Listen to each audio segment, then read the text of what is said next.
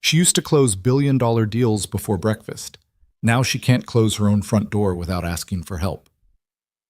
Ava Collins, 30 years old, former tech CEO, wheelchair-bound since the accident that rewrote her entire life, sits alone beside the most decorated Christmas tree in Manhattan while the whole city laughs around her. No board meetings, no headlines, just the cold and the lights and the unbearable sound of other people's happiness. She thinks nobody sees her anymore. She's wrong. If this story finds you tonight, drop your city in the comments. I want to see how far this one travels. Hit like, and let's begin. The tree went up the first week of December. It always did. 60 feet of Norway spruce hauled in from somewhere upstate, rigged with 40,000 lights and enough tinsel to blind a person if the wind caught it right. The city workers spent 3 days on it. Traffic rerouted, cherry pickers, a small crowd of onlookers who had nothing better to do on a Tuesday afternoon than watch men in orange vests argue about extension cords. By Christmas Eve, Rockefeller Plaza glowed like something out of a dream. Or at least, that was how the tourists described it. The ones taking photos, elbowing each other for position, holding their phones up over their heads to catch the full height of the thing. Children in wool coats pressed their noses to the barriers. Couples stood close. A street musician near the south entrance played "Oh Holy Night" on a saxophone, badly, but the crowd clapped anyway because it was Christmas, and clapping felt like the right thing to do. Ava Collins had been sitting in the same spot for 47 minutes. She knew it was 47 minutes because she'd checked her phone at 6:13 when she first arrived, and now it was 7 o'clock on the dot. And she hadn't moved, hadn't tried to. The wheelchair was parked just inside the outer ring of the plaza, to the left of the main viewing area, close enough to see the tree but far enough back that she wasn't in anyone's way. That was something she'd gotten very precise about in the past 2 years, not being in anyone's way.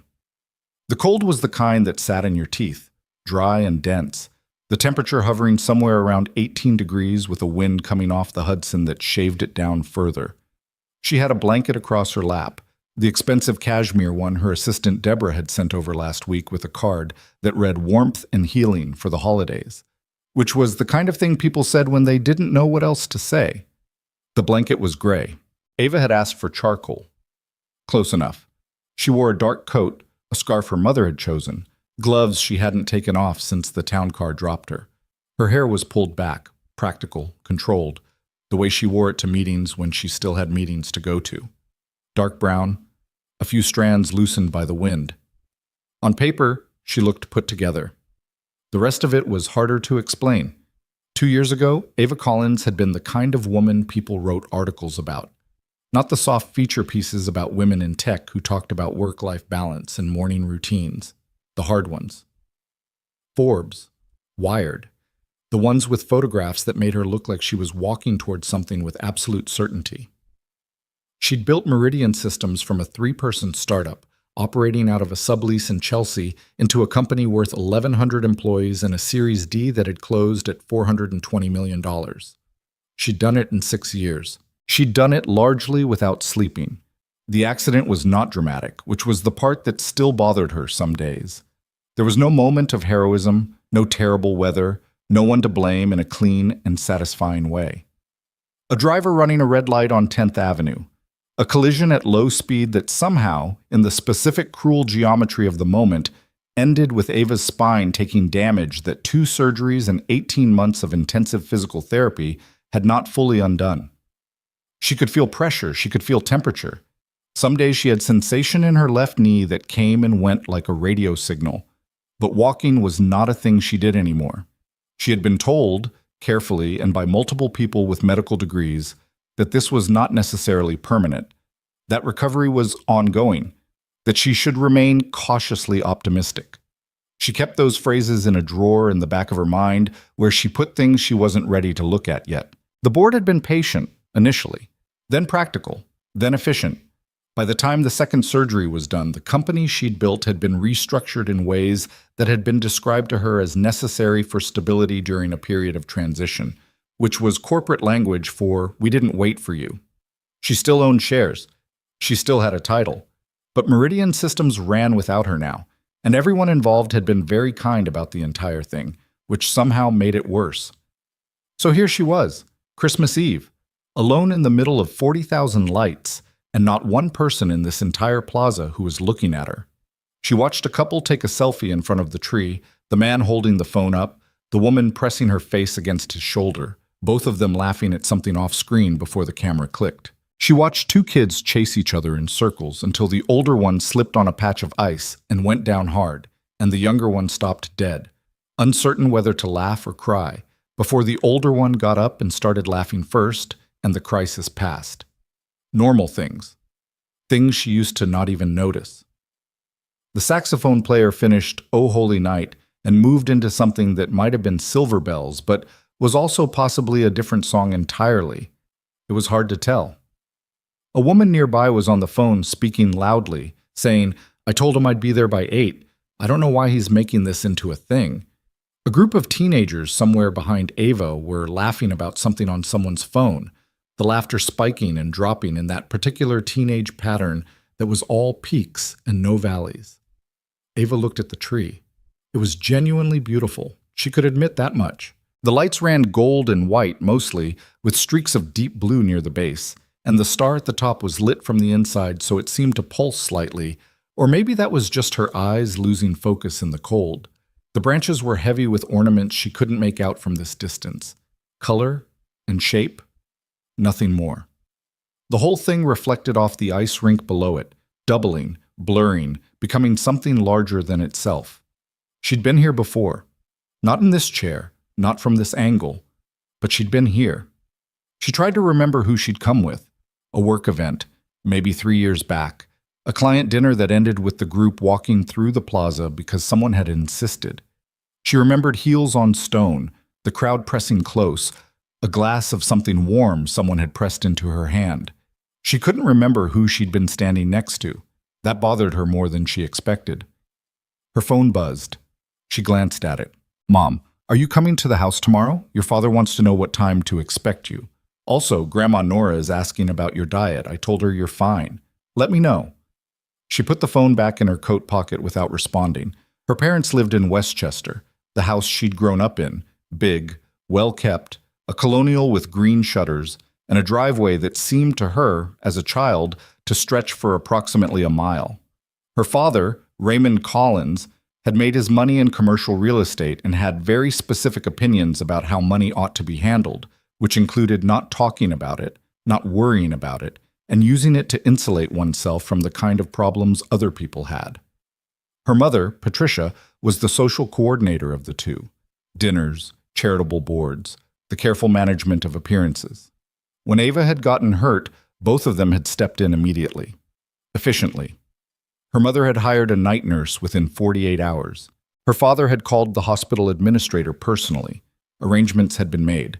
The apartment Ava had been living in, a fourth-floor walk-up in the West Village that she loved with an unreasonable passion, had been deemed unsuitable, and she'd been moved, while still in rehabilitation, to a ground-floor unit in a doorman building on the Upper East Side that her parents had selected, vetted, and partially paid for.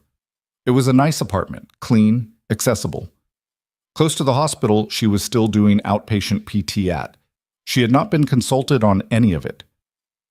"You need to focus on healing," her mother had said, when Ava had tried to express some version of this. "We're just trying to make things easier." And Ava had been tired enough and broken enough in those early months that she had let it happen. She had let the night nurse come and go. She had let her mother buy the furniture.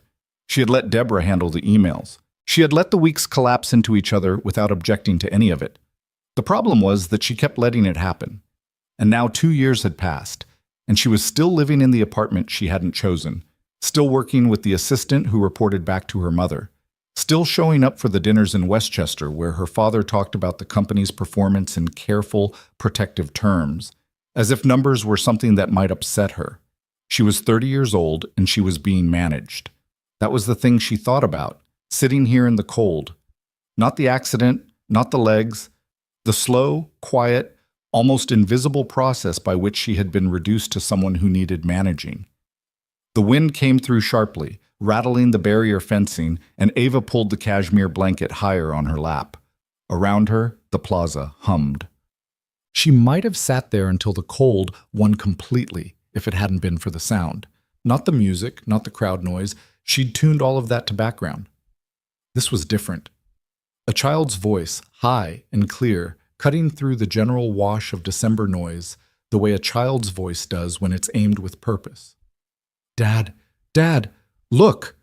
Ava didn't turn immediately. She heard the word, registered it somewhere peripheral, kept her eyes on the middle distance. "Lily, come back here." "But Dad, she's alone." Something in that pulled her attention sideways. She turned her head.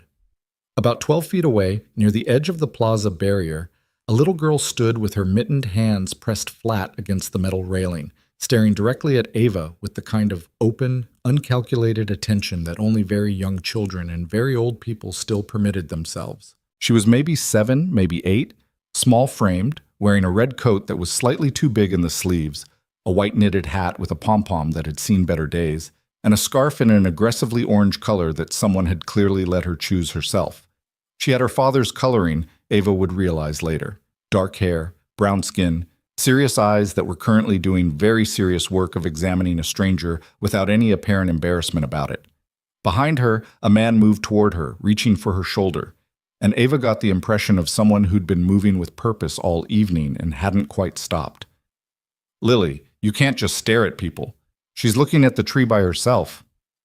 "Lots of people look at the tree by themselves." "Not like that."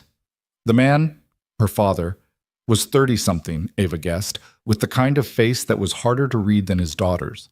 Medium height, broad shoulders, inside a coat that was decent but not new, a knit cap pulled down to his ears.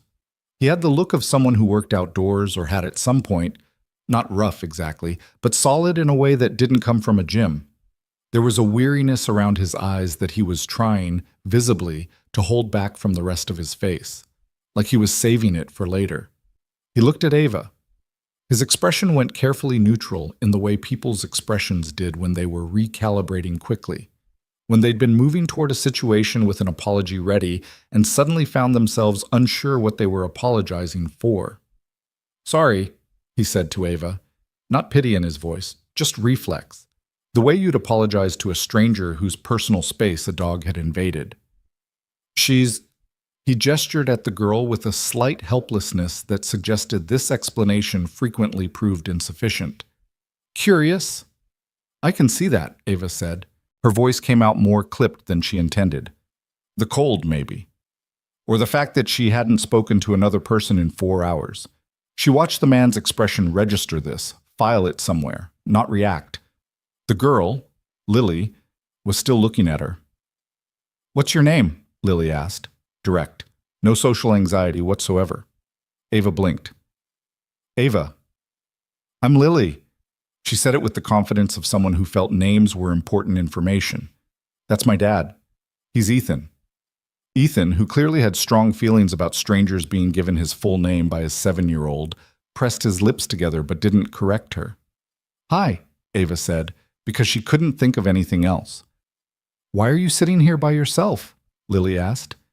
Lily, "It's fine," Ava said, and she wasn't sure if she meant "it's fine, she can ask," or "it's fine, I'm fine," but either way the words came out before she'd decided on them.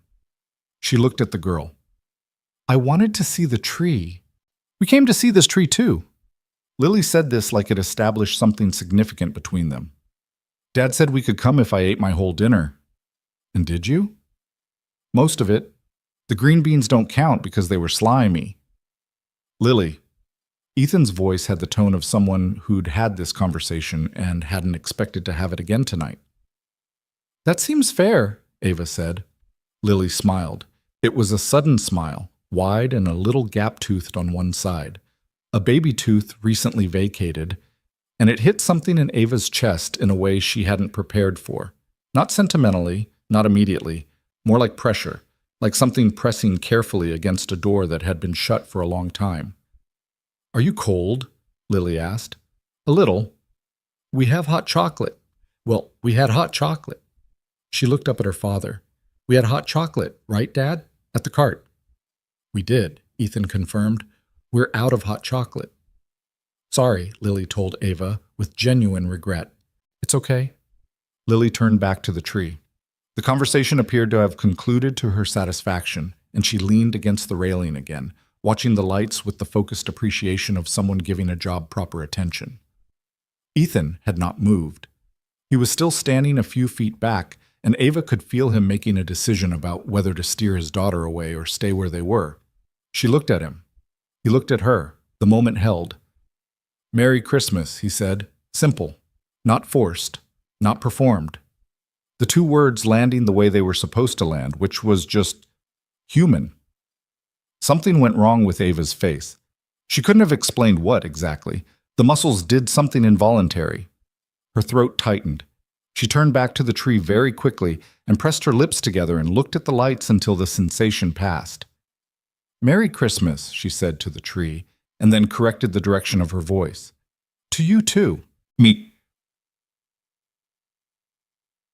They stayed for 20 minutes. That was the strange part. They didn't leave. Lily asked several more questions. Whether the star was real gold? Ava told her probably not. Lily seemed unbothered. Whether the people ice skating below were professionals? Ava told her definitely not. Based on a man in the middle of the rink who had just taken a significant fall, Lily laughed. Whether Ava had a Christmas tree at home? Ava paused on that one. "A small one," she said. "How small?" "Tabletop. About a foot tall." Lily's face communicated that she found this number inadequate. "Our tree is 6 feet," she said. "That's a good tree. It fell over twice. Dad had to tie it to the curtain rod." She considered this. "It's fine now." Ethan made a sound that was not quite a laugh. "What?" Lily said. "Nothing." He was watching the rink. But there was something in the line of his jaw that had loosened. The held-back exhaustion she'd noticed at first had retreated slightly, replaced by something almost warm. Ava watched him while he wasn't looking. She had spent enough years reading people in rooms, boardrooms, investor meetings, the particular theater of professional negotiation, that she'd built up a habit of it that didn't fully switch off. What she read in Ethan Walker in those 20 minutes was a man carrying something heavy, who had chosen not to put it down for the evening. Not denial. He wasn't pretending. He was just choosing, the way you choose when you're doing it for someone else. The realization came to her slow and quiet, the way things did when they were true. He wasn't just giving Lily Christmas. He was also somehow giving himself enough of it to keep going. She didn't say that. "The tree's really something tonight," Ethan said at one point, not to either of them specifically, just noting it, standing with his hands in his pockets, looking up. "It is," Ava said. She meant it. For the first time in 47, now 67, minutes, she actually meant it. The lights felt different than they had before. Not prettier exactly, just present. Lily found a candy cane in the inner pocket of her coat, a discovery that seemed to surprise even her, and after examining it briefly, held it out to Ava. "You can have it if you want. I don't really like peppermint." "Then why do you have it?" "A man gave it to us at the cart. Dad said I had to take it to be polite." Ava looked at the candy cane. Wrapped in cellophane, slightly bent, the red and white slightly squashed from being in a pocket. She took it. "Thank you, Lily." "You're welcome." She said it with complete sincerity and then turned back to the tree, and that was that. Yuck. They left at 7:15. Lily announced it was time by saying she was cold in her feet, which Ethan received with an efficiency that suggested he'd been waiting for this and had a plan. "Socks weren't thick enough," he said, mainly to himself. "I told you." "You didn't tell me," Lily said. "I strongly implied it." "That's not telling." He reached down and tugged her hat lower over her ears, a gesture so practiced it was automatic, and she submitted to it without looking away from the tree for one more long moment. Then she turned. "Bye, Ava," she said. "Goodbye, Lily." Lily looked at the wheelchair, and then at Ava's face, and then back at the tree, and made no comment about any of it. Then she walked toward the edge of the plaza, already pointing at something in the window of a shop across the street, and Ethan followed her. He stopped once, about 10 feet away, turned back. He didn't say anything else, just looked at her for a moment, not pityingly, not curiously. Something else. Something that felt less like an observation and more like an acknowledgement. The way you'd look at a person when you saw them, actually saw them. Then he turned and followed his daughter into the crowd, and Ava watched them until she couldn't see the orange scarf anymore. The town car came at 8.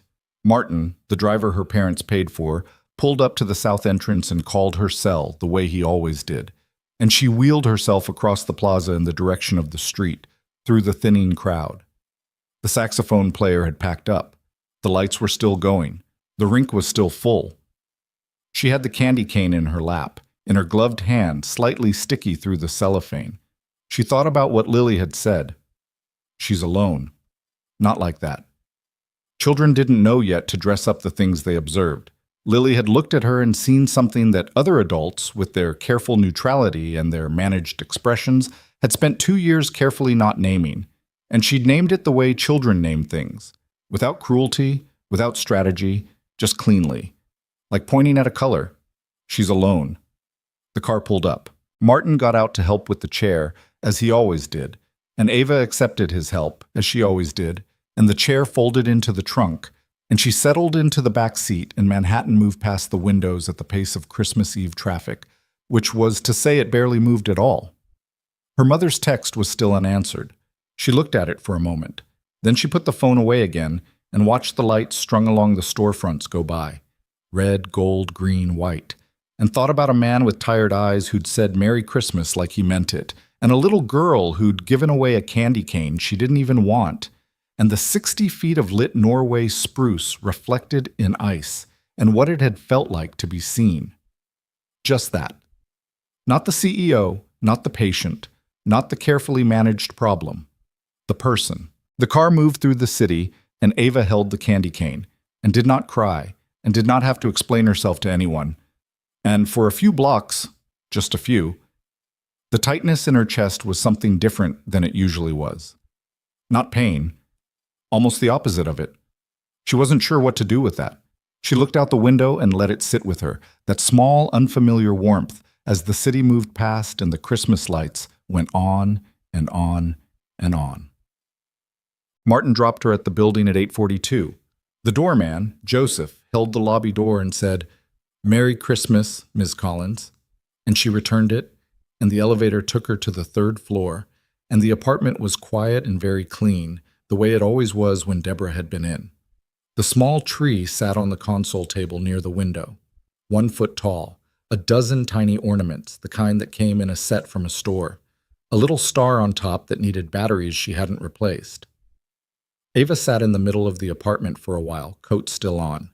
Then she took her phone out, went to her mother's text, and typed back, "I'll be there at noon. Tell Dad not to wait on dinner."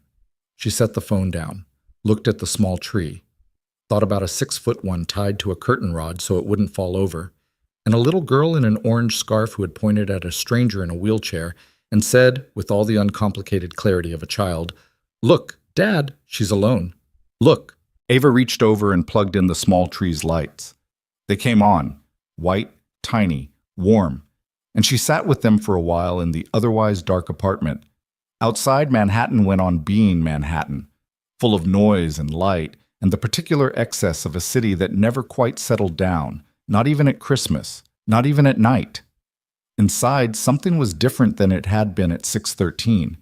She couldn't name it precisely, but she didn't try to put it away.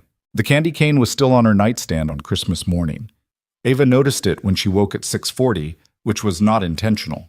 She hadn't set an alarm, but her body had not adjusted to sleeping late in 2 years of trying, and so she was awake before the city was properly awake, lying in the dark with the faint sound of a garbage truck somewhere below, and the particular stillness of a holiday morning when even Manhattan takes a breath. She looked at the candy cane, slightly bent, still wrapped, the cellophane catching a thin strip of light from the gap in the curtains. She didn't know why she hadn't put it away. She'd come in, sat in the dark with the small tree's lights, answered her mother's text, and eventually gotten herself through the routine of the evening. The transfer from the chair to the bed, the motion she'd become efficient at even when efficiency felt like surrender. And at some point she'd set the candy cane on the nightstand and left it there without deciding to. She reached over and picked it up, turned it in her hands. "A man gave it to us at the cart. Dad said I had to take it to be polite." She set it back down and looked at the ceiling. Martin picked her up at 11:15 for the drive to Westchester. The highway was clear. Most of the city's traffic had already moved or settled, and he drove in the careful, unhurried way he always did, the radio low, some station playing instrumental versions of songs everyone already knew. Ava watched the city thin out through the window, the density of Manhattan giving way to the wider geometry of the outer boroughs, the bridges, the slow expansion of suburb. She thought about the man's face. Ethan. The way the exhaustion around his eyes had been real, but deliberately held back, like a debt he was deferring. The practiced ease with which he'd reached down to tug the hat lower on his daughter's head. The two words, Merry Christmas, that had required no performance, no calculation, just offered and released. She was not, she told herself, thinking about him in any particular way. She was thinking about the evening in the way you turn a stone over to see what's under it, not with expectation, just with the residual curiosity of a person whose mind didn't fully stop. The Collins house smelled like pine and warm butter when the housekeeper, Rosa, opened the door. The foyer had been decorated with the precision of someone who'd done it the same way for 30 years. Garland along the banister, a wreath on the interior door, a small arrangement of candles on the side table that no one was ever allowed to light. Ava's mother appeared from the direction of the kitchen within 30 seconds of her arrival, which meant she'd been watching the driveway. "You look thin," Patricia Collins said by way of greeting. "I look the same," Ava said. "Are you eating?" "Yes, Mom." "Deborah said you've been skipping the smoothies she leaves." Ava turned toward the sitting room rather than respond to this directly. Her mother's information network extended to her own kitchen, which was one of the smaller ways in which the apartment that was meant to be hers did not fully feel that way. Her father was in the armchair by the window with the newspaper, which he put down when she came in. Raymond Collins was 62, silver-haired, with the bearing of a man who had decided early that composure was an asset and had never revised that position. He stood to greet her, which he'd started doing after the accident, a small recalibration of courtesy that he would never acknowledge and she would never thank him for. "How was the drive?" he said. "Fine. Roads were clear." "You came in last night?" "To the plaza, to see the tree." Something moved in his expression. Not pity. Her father was too controlled for pity, but something adjacent to it. Concern dressed in neutrality. "Alone?" "Martin drove me." "That's not what I meant." "I know," Ava said. "Yes. Alone." He nodded slowly and picked the newspaper back up, which was his way of letting a subject close. Dinner was the three of them, plus her mother's sister Carol, who'd driven up from the city, and Carol's husband Dennis, who had strong opinions about interest rates and expressed them unprompted. They ate at the long table in the dining room, the one that seated 12 and felt theatrical with 5. The food was good. Rosa had cooked, and Rosa cooked well. And the conversation moved in the careful channels it always moved in at these dinners. The house, the weather, Carol and Dennis's recent trip somewhere, the market.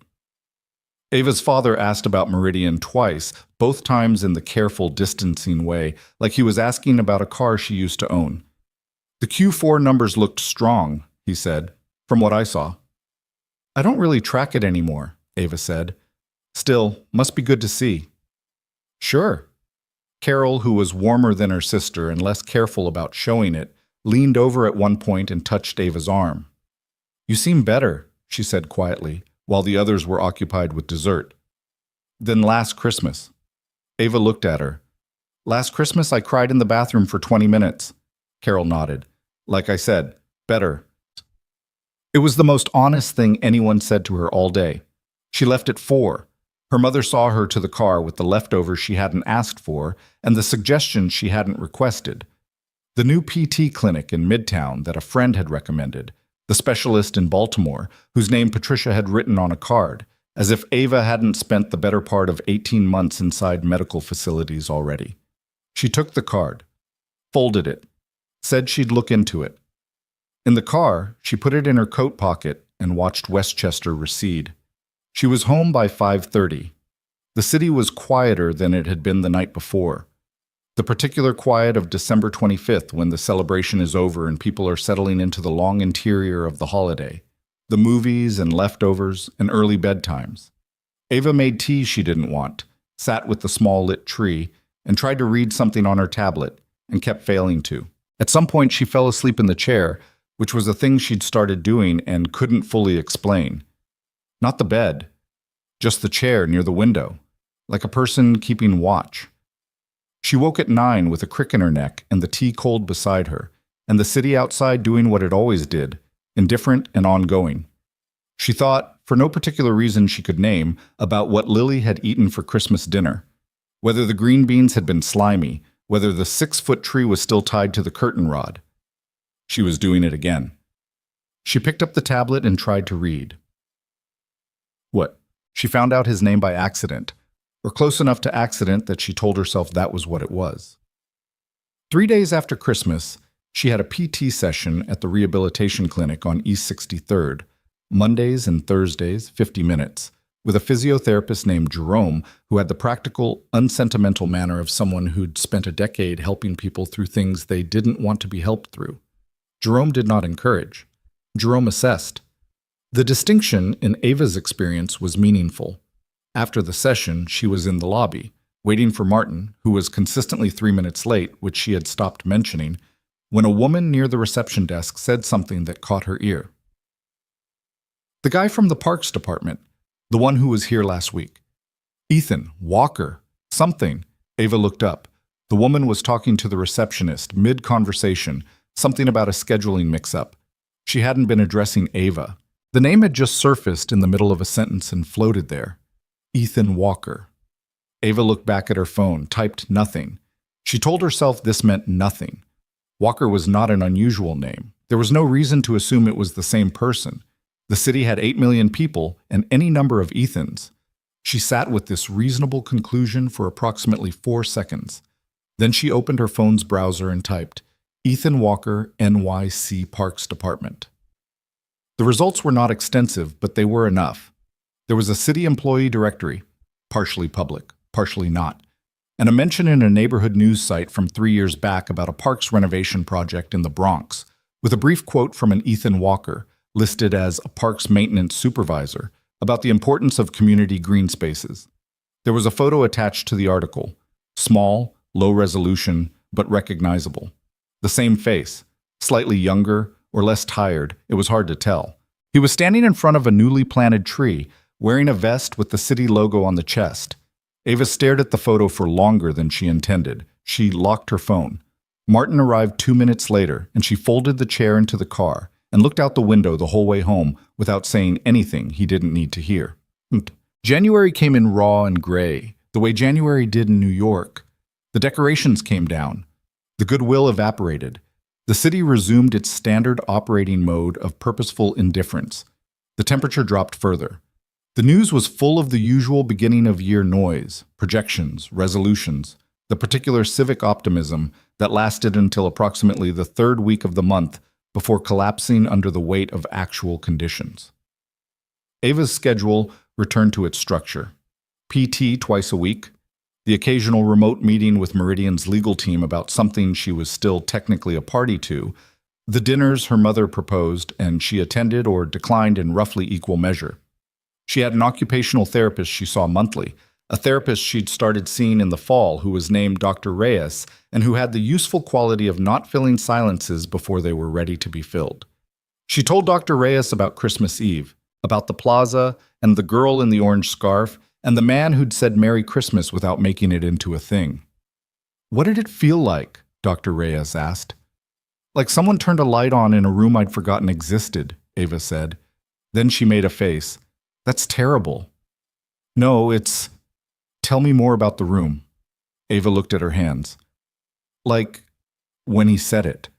I realized I'd been going through all these motions, the dinners, the PT, the calls with the board, and all of it had the quality of something done in the dark. Not sad, necessarily, just absent. And those 2 words just... She stopped. Made you present, Dr. Reyes offered. I was going to say they annoyed me? Dr. Reyes smiled slightly. Because I didn't want 2 words from a stranger at a Christmas tree to matter that much, Ava said. That feels like a lot of pressure to put on someone who doesn't know I exist. He knows you exist. You spoke for 20 minutes.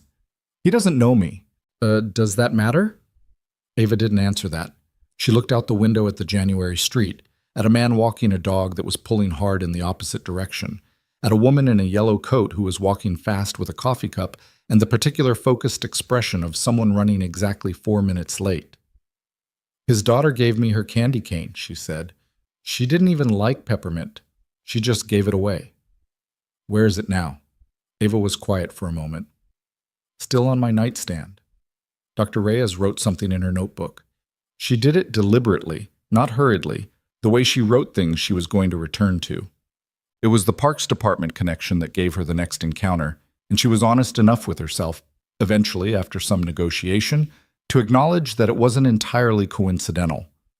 There was a community meeting in late January, held at a rec center in the Lower East Side, about a proposed renovation to a small neighborhood park, new accessible pathways, updated seating areas, the replacement of a broken play structure. Ava had been loosely involved in a nonprofit foundation that occasionally funded these kinds of urban projects, a connection she'd maintained from before the accident. The foundation's director had emailed her in the first week of January asking if she'd want to attend.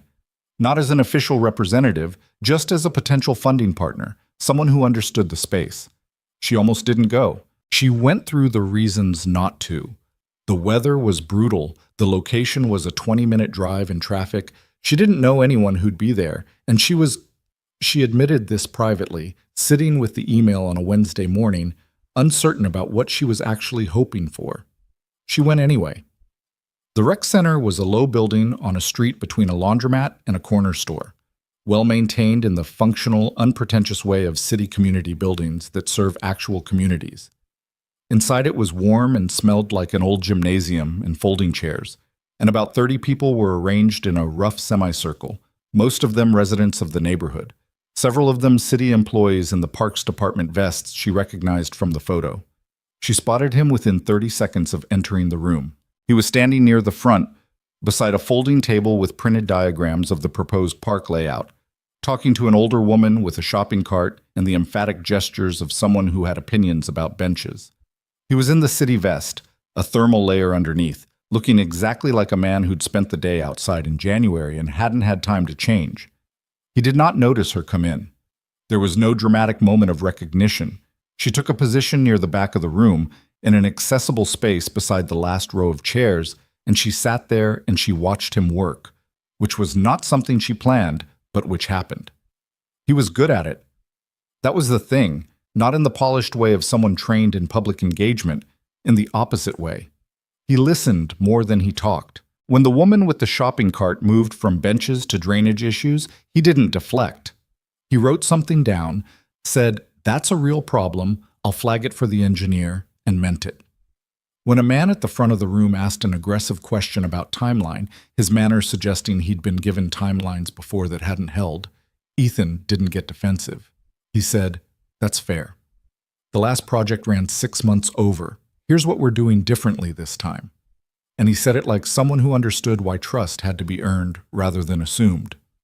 Ava watched him do this for 40 minutes. At the break, coffee and store-bought cookies on a side table, he crossed the room to refill his paper cup and looked up and stopped. She watched the recognition move across his face. Not surprise exactly, more like a rapid series of adjustments. His eyes went from neutral to alert to something that wasn't quite certain of itself. "Ava," he said.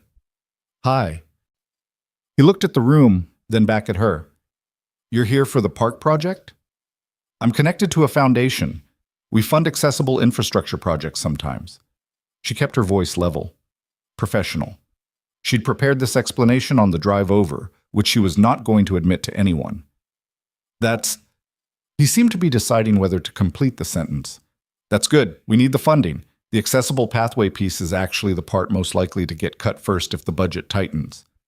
That's usually how it goes." "Yeah." He looked at his coffee cup, back at her. The uncertainty she'd seen in the first look had settled into something less readable. "You live near here?" "Upper East Side." Long way to come for a neighborhood parks meeting. I wanted to get out of the apartment. He nodded slowly. She couldn't tell if he believed her. She wasn't entirely sure she believed herself. How was your Christmas? He asked. The question was simple and she hadn't prepared for it. Westchester, she said. My parents' house. It was fine. Good. A pause. Yours? Something shifted in his face, subtle, quickly managed. Good, he said. Lily got the bike she wanted. Took me an hour and a half to put together at midnight, but he moved one shoulder. Worth it. She enjoy it? First ride, she made it about 4 feet and hit a fire hydrant. Cried for 10 minutes, then got back on. He said this with the particular combination of exasperation and pride that seemed to be the default setting of parents talking about children who were also, against all evidence, doing fine. She's fine. Ava almost smiled. She seems like she would be. The break was winding down, people moving back toward chairs, and Ethan glanced toward the front of the room where his colleague was setting up for the second part of the presentation. I should, he gestured vaguely. Of course. He didn't move immediately. 1 beat. 2. It's good to see you, he said, and she could tell it wasn't a reflex, that he'd chosen to say it and meant it the same way he'd meant Merry Christmas. Just a fact, offered plainly. You too, she said. He went back to the front. She stayed in the back. The meeting resumed and she sat through the rest of it taking real notes. Pathway grades, surface materials, the ADA compliance thresholds the contractor had quoted. And when it was over, Ethan was occupied with the older woman again and a group of 3 residents, and she didn't wait. In the car home, Martin had the radio on low, the same instrumental station as Christmas Eve, and Ava sat with her notebook in her lap and looked at her notes, and thought that she had not been to a community meeting in 2 years, had not walked into a room full of strangers in 2 years, and that her hands, while slightly cold, had not shaken. Not once. She sent the foundation director an email that night recommending the park project for consideration. She outlined the accessible pathway component specifically, included the budget shortfall figures she'd noted during the presentation, and marked it as a priority review. She'd sent hundreds of emails like it before. Recommendations, assessments, allocations. This one took her 20 minutes to draft, which was longer than it should have, but the final version was clean and professional and correct. She reread it twice before sending. Then she sent it. Cute. February moved slowly, the way February always did. The city's most stubborn month, the one that offered no charm to offset the cold, no holidays with enough weight to pull people out of themselves. It was the month that tested people, or at least that was how Ava had always thought about it, even before the accident. She went to PT, she saw Dr. Reyes. She attended 2 more foundation meetings, one remote, one in person. She called her mother back for the first time in 9 days and had a conversation that lasted exactly as long as it needed to, and no longer. She thought about Ethan Walker more than she intended to, which was a fact she was still in the process of deciding what to do with. Not romantically, or at least not in any way she was prepared to name. More like the way a person thinks about a window they discovered in a room they thought they knew. The room is the same room, but now there's light in it, and that changes the nature of the room. She looked him up again, not intrusively. She wasn't capable of much beyond what was publicly available, and she didn't try to go beyond that. She found a little.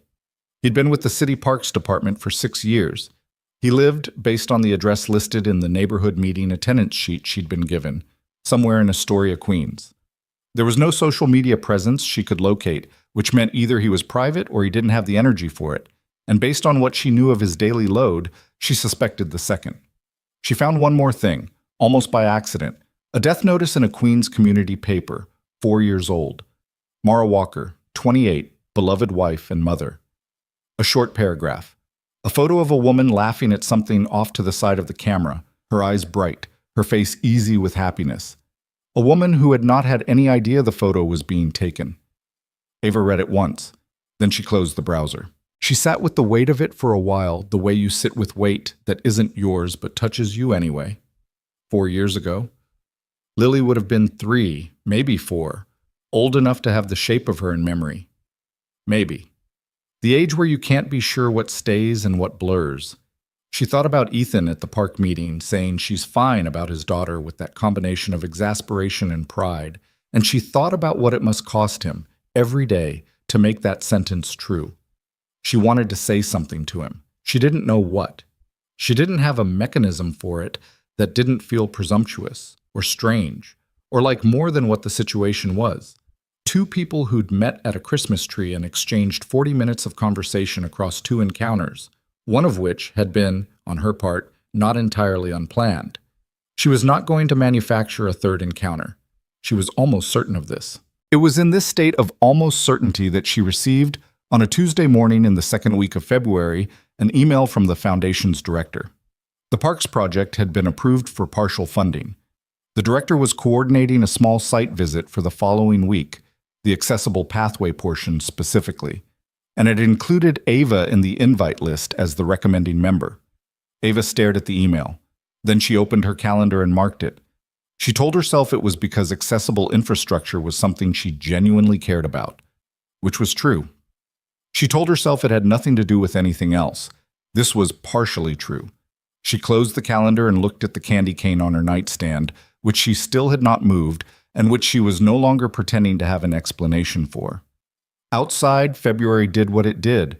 The city moved through it anyway, because it had no other option, and because cities, like people, learned to move through the months that offered them nothing on the working assumption that something better was eventually coming. Ava made tea. Actually drank it this time. She looked at her small tree, still sitting on the console table, still plugged in, though Christmas was 7 weeks gone. She hadn't unplugged it. She kept meaning to. But every night she came back to the apartment and it was the first thing she turned on, and some part of her. Not the part that managed companies or read financial reports or navigated the careful social architecture of her family. Some other part, the part that had sat in the cold on Christmas Eve and felt for a moment genuinely present. That part wasn't ready to take it down yet. She left it on. The site visit was scheduled for a Thursday morning at 10. Ava arrived 7 minutes early, which was a habit she'd never managed to break despite having, for the past 2 years, very little that required punctuality.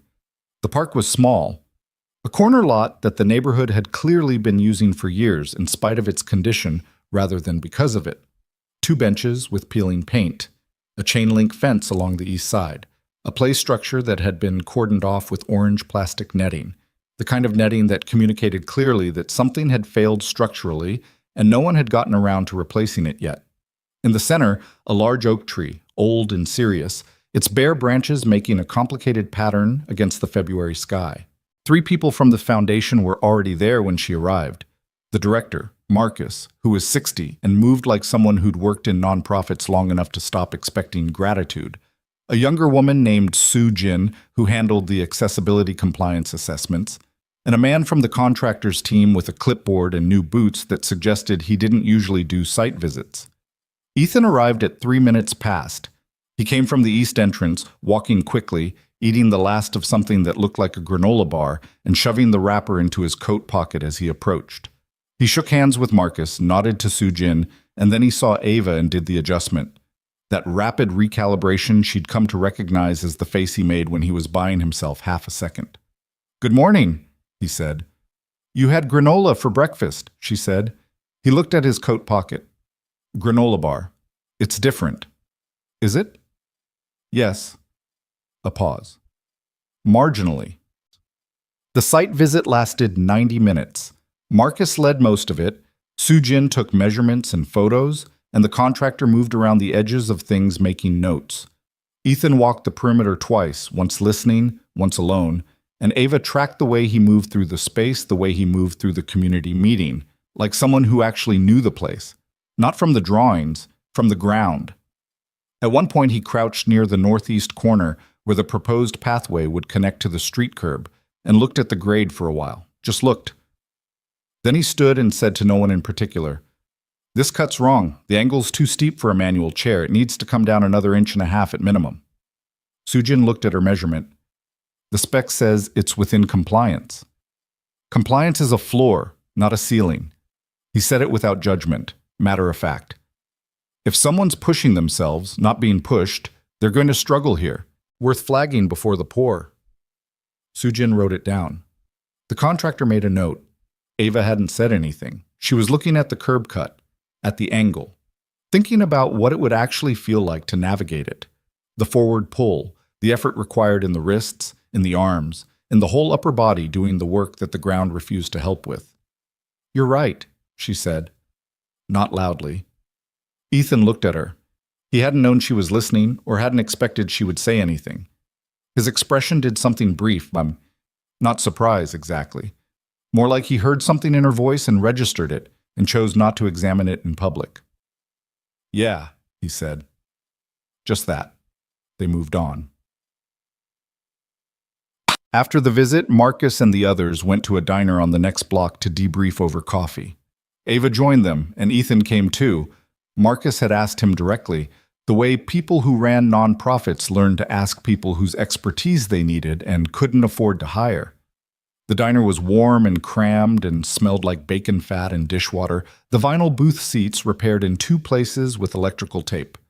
Ava took the end spot at the table. Ethan sat across from her, which was not arranged but became a fact. Marcus talked about timelines. Sujin talked about the compliance documentation.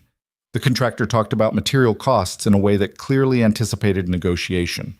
The coffee came in thick ceramic mugs, the kind that held temperature well and were impervious to being dropped, and Ava wrapped her hands around hers and let the meeting flow. At one point, Marcus turned to Ethan and asked, "What's your read on the community? Any pushback we should be ready for?" Ethan considered this. Mrs. Cabrera, older woman, shopping cart. She's been coming to meetings since before I took this territory. She's going to show up at the pour date and have opinions about the bench placement. Specifically, she wants the west bench moved about 4 feet toward the oak. She thinks the current position is too exposed. Is she right? Probably. The shade pattern in summer would be better. I'd move it. Marcus made a note. Anyone else? The bodega owner on the corner thinks the new fence design is ugly. He's not wrong. It is kind of ugly, but the old fence is a safety issue, so we managed that conversation. How? Ask him if his nephew can do the fence post painting. Kid's been trying to get community mural work. Give him the east panel. Ethan said this like it was obvious, like all problems were just other problems in disguise. 2 birds. Marcus looked at him for a moment with the expression of someone recalculating an assessment. "You been doing this long?" 6 years. "You're good at it." Ethan shrugged once. Not false modesty. Genuine discomfort with being told something he didn't know how to answer. He picked up his coffee. Ava was watching him. She did this, and then she looked at her own coffee and told herself to stop. The others got up to leave at the same time. Marcus had another meeting. Sujin had a site in Brooklyn. The contractor had somewhere to be in an urgency. Bills were sorted, coats retrieved, and somehow, in the shuffle of it, Ava and Ethan were left at the table, the only 2 who hadn't moved. The diner noise continued around them. A short-order cook called something to a server. The table behind them had a toddler in a high chair who was methodically dismantling a pancake. "You don't have to be somewhere?" Ava asked. "Not till noon." He looked at his watch, an actual watch, analog, the band slightly worn. "Got 40 minutes. "Coffee, then." "Coffee," he agreed. The server refilled both cups without being asked, which was the best kind of service. Neither of them said anything for a moment. Not uncomfortable silence, something more like the silence between people who aren't sure yet what register to use and are deciding. "The curb cut thing," Ava said. "Yeah." "How did you know the spec was wrong? Just by looking?" He set his cup down. "I've been doing accessible pathway retrofits for 4 years. I've seen enough bad cuts to know what they look like from a distance. Also," he paused, "my brother-in-law is a manual chair user. I've watched him navigate bad curb cuts about 1,000 times." She hadn't expected that. She reordered slightly. "Is he local?" "Jersey. We see him a couple times a month. He and Lily have this whole thing. He taught her to play chess. She's currently beating him regularly, which he cannot accept." Something crossed his face, warm and real and slightly complicated. He was Mara's brother. He said it without hesitation, but she heard the particular care with which he placed the name. The way you say the name of someone you've made peace with losing, but haven't made peace with having lost. Mara was your wife, Ava said, keeping her voice level. Yeah. He looked at his coffee. She died 4 years ago. Cancer, not... It wasn't sudden. It was the long kind, which is its own thing.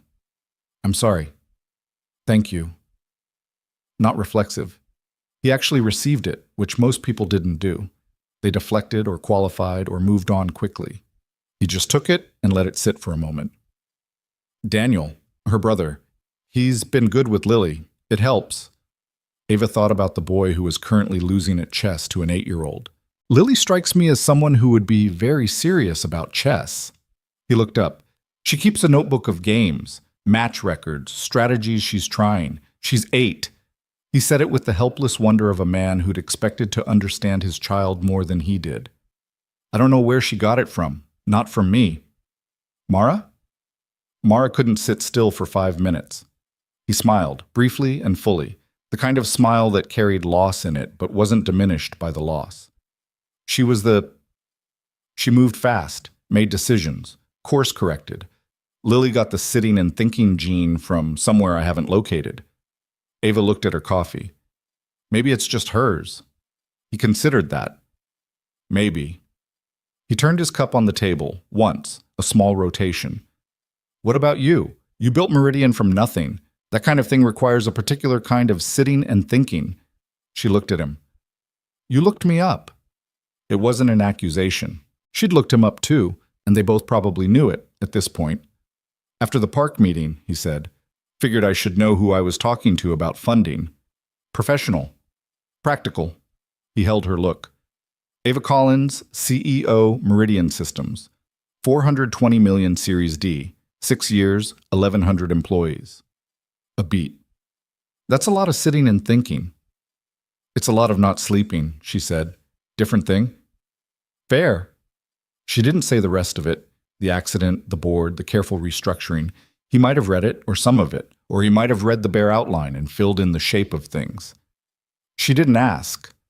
What she noticed was that he hadn't brought it up the way people did. With the particular softening of voice that preceded managed sympathy, he'd mentioned what she'd built, not what she'd lost. Which was, she realized, the first time anyone had done that in 2 years. The accessible pathway piece, she said, shifting. If the grade gets corrected and the funding holds, what's the realistic timeline? He accepted the shift without comment. If weather cooperates and the contractor doesn't run into substrate issues, 6 to 8 weeks from pour date, could be March, early April. I want to come back when it's done, he looked at her. Yeah? I want to see it done correctly. Something in his face settled. Not quite a smile, but directional. I'll send you the schedule when we have a pour date confirmed. Through Marcus? Or directly, if you give me your contact. She pulled out a card, old habit, she still carried them, and slid it across the table. He picked it up, looked at it, put it in his shirt pocket without ceremony. You still have the same cell listed on here? Why wouldn't I? Just checking. He finished his coffee. CEOs change numbers sometimes. Privacy. Former CEO, she said. He looked at her. Not with the softening she expected, just straight. You built the company. That doesn't expire. She didn't answer that. She looked at the table, at the electrical tape repair on the booth seam, at the small ceramic creamer that someone had placed slightly off-center. Then she said, Is Lily doing okay? In general, since Christmas? The question came out less formally than she intended. He registered the shift, the move from professional to something else, and his expression went briefly unguarded, the tired eyes version of himself surfacing and then steadying. She's good, he said. She started drawing again, which she stopped for a while after Mara, and then she started again around her birthday, so. He moved his hand slightly. Good sign. What does she draw? Right now, mostly the park near our apartment, trees, specifically. He looked almost rueful about it. She's been asking to go back to the plaza, the big tree. The Christmas one's gone by now. I know, she knows. She wants to go back to where the tree was. He looked out the diner window at the February street. I told her we could go in spring. Ava thought about a child who drew trees and kept chess records in a notebook, and wanted to return to the spot where something had happened that she didn't yet have words for. She thought about her own small tree, still on the console table, still plugged in every night, performing the same service. "Good answer," she said. He turned from the window. "Was it?" To take her back. "Yes." She paused. "Sometimes you need to see a place again after something happens in it, to make sure the place is still there." He looked at her for a moment, really looked, the way he'd done on Christmas Eve, the way that had no pity in it, just attention. "Yeah," he said quietly. "That's it exactly." He texted her the following Tuesday. Not about the park schedule. She'd half expected that. A professional message with dates and logistics, the kind of text that was really an email wearing different clothes. What came instead was, "Lily got first place in her school chess tournament. She made me send this to someone who would understand why that's remarkable." Ava looked at the message for a moment. Then she typed, "That's remarkable because she's 8 and she has a strategic notebook?" His reply came in under a minute. "She's 8 and she has a strategic notebook." Yes. Exactly. She was in the middle of an email to Meridian's legal team about a licensing matter. She set the phone down, finished the email, sent it, and picked the phone back up. "Tell her I said congratulations. Also that the notebook is the right call. People who don't document their thinking lose half of it." 3 dots appeared, disappeared, appeared again. "She wants to know if you keep a notebook." "I keep 4. A longer pause this time. She says that's the correct number. Ava set the phone down with the closest thing to a genuine laugh she'd produced in longer than she could remember. It came out small and slightly rusty and startled her enough that she sat with it for a moment, paying attention to what it felt like. Not performed, not managed, just there. The texts continued, sporadically, in the way of 2 people who have been given a reason to communicate and are working out the frequency. Not every day, not with any fixed pattern. Sometimes 3 messages in an afternoon, usually when something had happened with Lily that needed an audience who would appreciate the specific absurdity of it. The chess notebook. A school project about ecosystems that had somehow expanded to include a hand-drawn map of the tree canopy in their neighborhood, rendered in colored pencil with a precision that Ethan described as, quote, "alarming." The ongoing fire hydrant grudge match between Lily and the bike, which he reported Lily was winning. Sometimes it was about something else. He asked once on a rainy Thursday whether she'd ever followed through on any of the specialist recommendations her parents had pushed on her. She told him about Baltimore, about the card she'd put in her coat pocket and not thrown away. He didn't respond for a while. Then, "You don't have to go if you don't want to, but you also don't have to not go because someone else wants you to." She stared at that for a long time. "Those are the same thing," she wrote back. "No, they're not. One is your choice, the other one is the opposite." She didn't answer that night, but she found the card in the coat pocket the next morning, and she put it on her desk instead of back in the pocket, and she looked at it while she was on the phone with the foundation, and she didn't put it away. The thing about Ethan Walker was that he was not, in any obvious way, a complicated man. That was the thing Ava kept reaching for and kept finding more under. He worked for the city parks department. He supervised maintenance crews, managed community relations, walked the parks in his territory in all weather, kept a schedule that started at 6:30 and rarely ended before 5. He did this on top of getting Lily to school, picking her up, managing the logistics of a household that was just the 2 of them, plus the occasional help from Daniel, Mara's brother, who lived 40 minutes away in Jersey and came when he could. He didn't talk about it as something extraordinary. He didn't perform it. When she asked him once in a text that she second-guessed for several minutes before sending, "How do you manage all of it?" his answer was characteristically direct. "Most days I don't, completely. You just figure out which pieces absolutely have to happen and you do those. Everything else you renegotiate." What gets renegotiated? Sleep. A lot of sleep. Cooking. I'm a mediocre cook. Lily has accepted this. My social life is pretty much non-existent, which I was going to fix and then didn't. Why didn't you? A longer pause than usual, because for a while it felt disloyal, and then by the time it stopped feeling that way, the habit was already gone. She read that twice, thought about the things that could be said to it, and discarded most of them. What she finally sent was, "That makes sense." He didn't respond right away. When he did, it was just, "Yeah." But the next text came 2 hours later, unprompted. "Lily wants to know if you'd want to see the park when it's done. Like, come by when the pathway's finished. She says, and I'm quoting, 'The lady with the wheels should see it because Ethan made sure the curb was right.'" Ava stared at the words "the lady with the wheels" for a moment. Then she thought about Lily, who had given away a candy cane she didn't want, who named strangers without embarrassment, who drew trees in colored pencil. And she realized that the phrasing wasn't careless. It was just accurate. No extra weight, no performed sensitivity, just Lily, pointing at the world and saying what she saw. "Tell her yes," Ava wrote back, "and tell her Ethan is right to be proud of the curb." "I didn't say I was proud." "You're proud." Another pause, marginally. She set the phone down. Through the window, the February light was already shifting, not toward warmth, not yet, but toward the tentative longer days that meant something, in theory, was coming. The city went about its business below her. The small tree sat on the console table, lights on, 7 weeks past its occasion. She'd looked up the Baltimore specialist's information 2 days ago, had not called yet, but had looked. That was the thing about change. It rarely announced itself. It didn't arrive with clarity and resolution. It arrived like a curb cut grade, a small correction, an inch and a half, the difference between someone being able to move under their own power and someone needing to be pushed.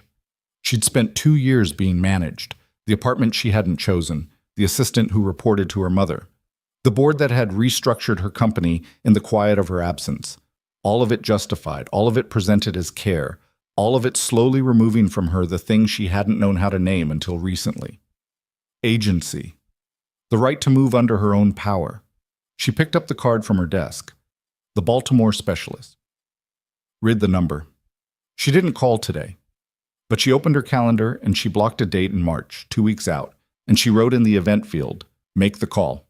Then she plugged in the small tree, even though it was not yet dark, and she sat with it for a while in the late afternoon February light, thinking about a park she hadn't seen finished yet, and a little girl who drew trees, and a man who understood the difference between a floor and a ceiling.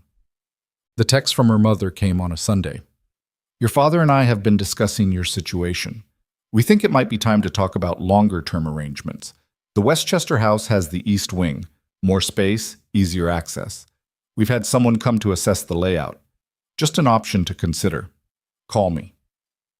Ava read it standing, sitting, technically, but with the particular quality of stillness that preceded a decision. She read it again. Then she put the phone face down on the counter and walked to the window, wheeled herself to the window, and looked at the city, which was cold and ongoing and indifferent to her family's floor plans. Her mother had had someone assess the layout, without mentioning it, without asking.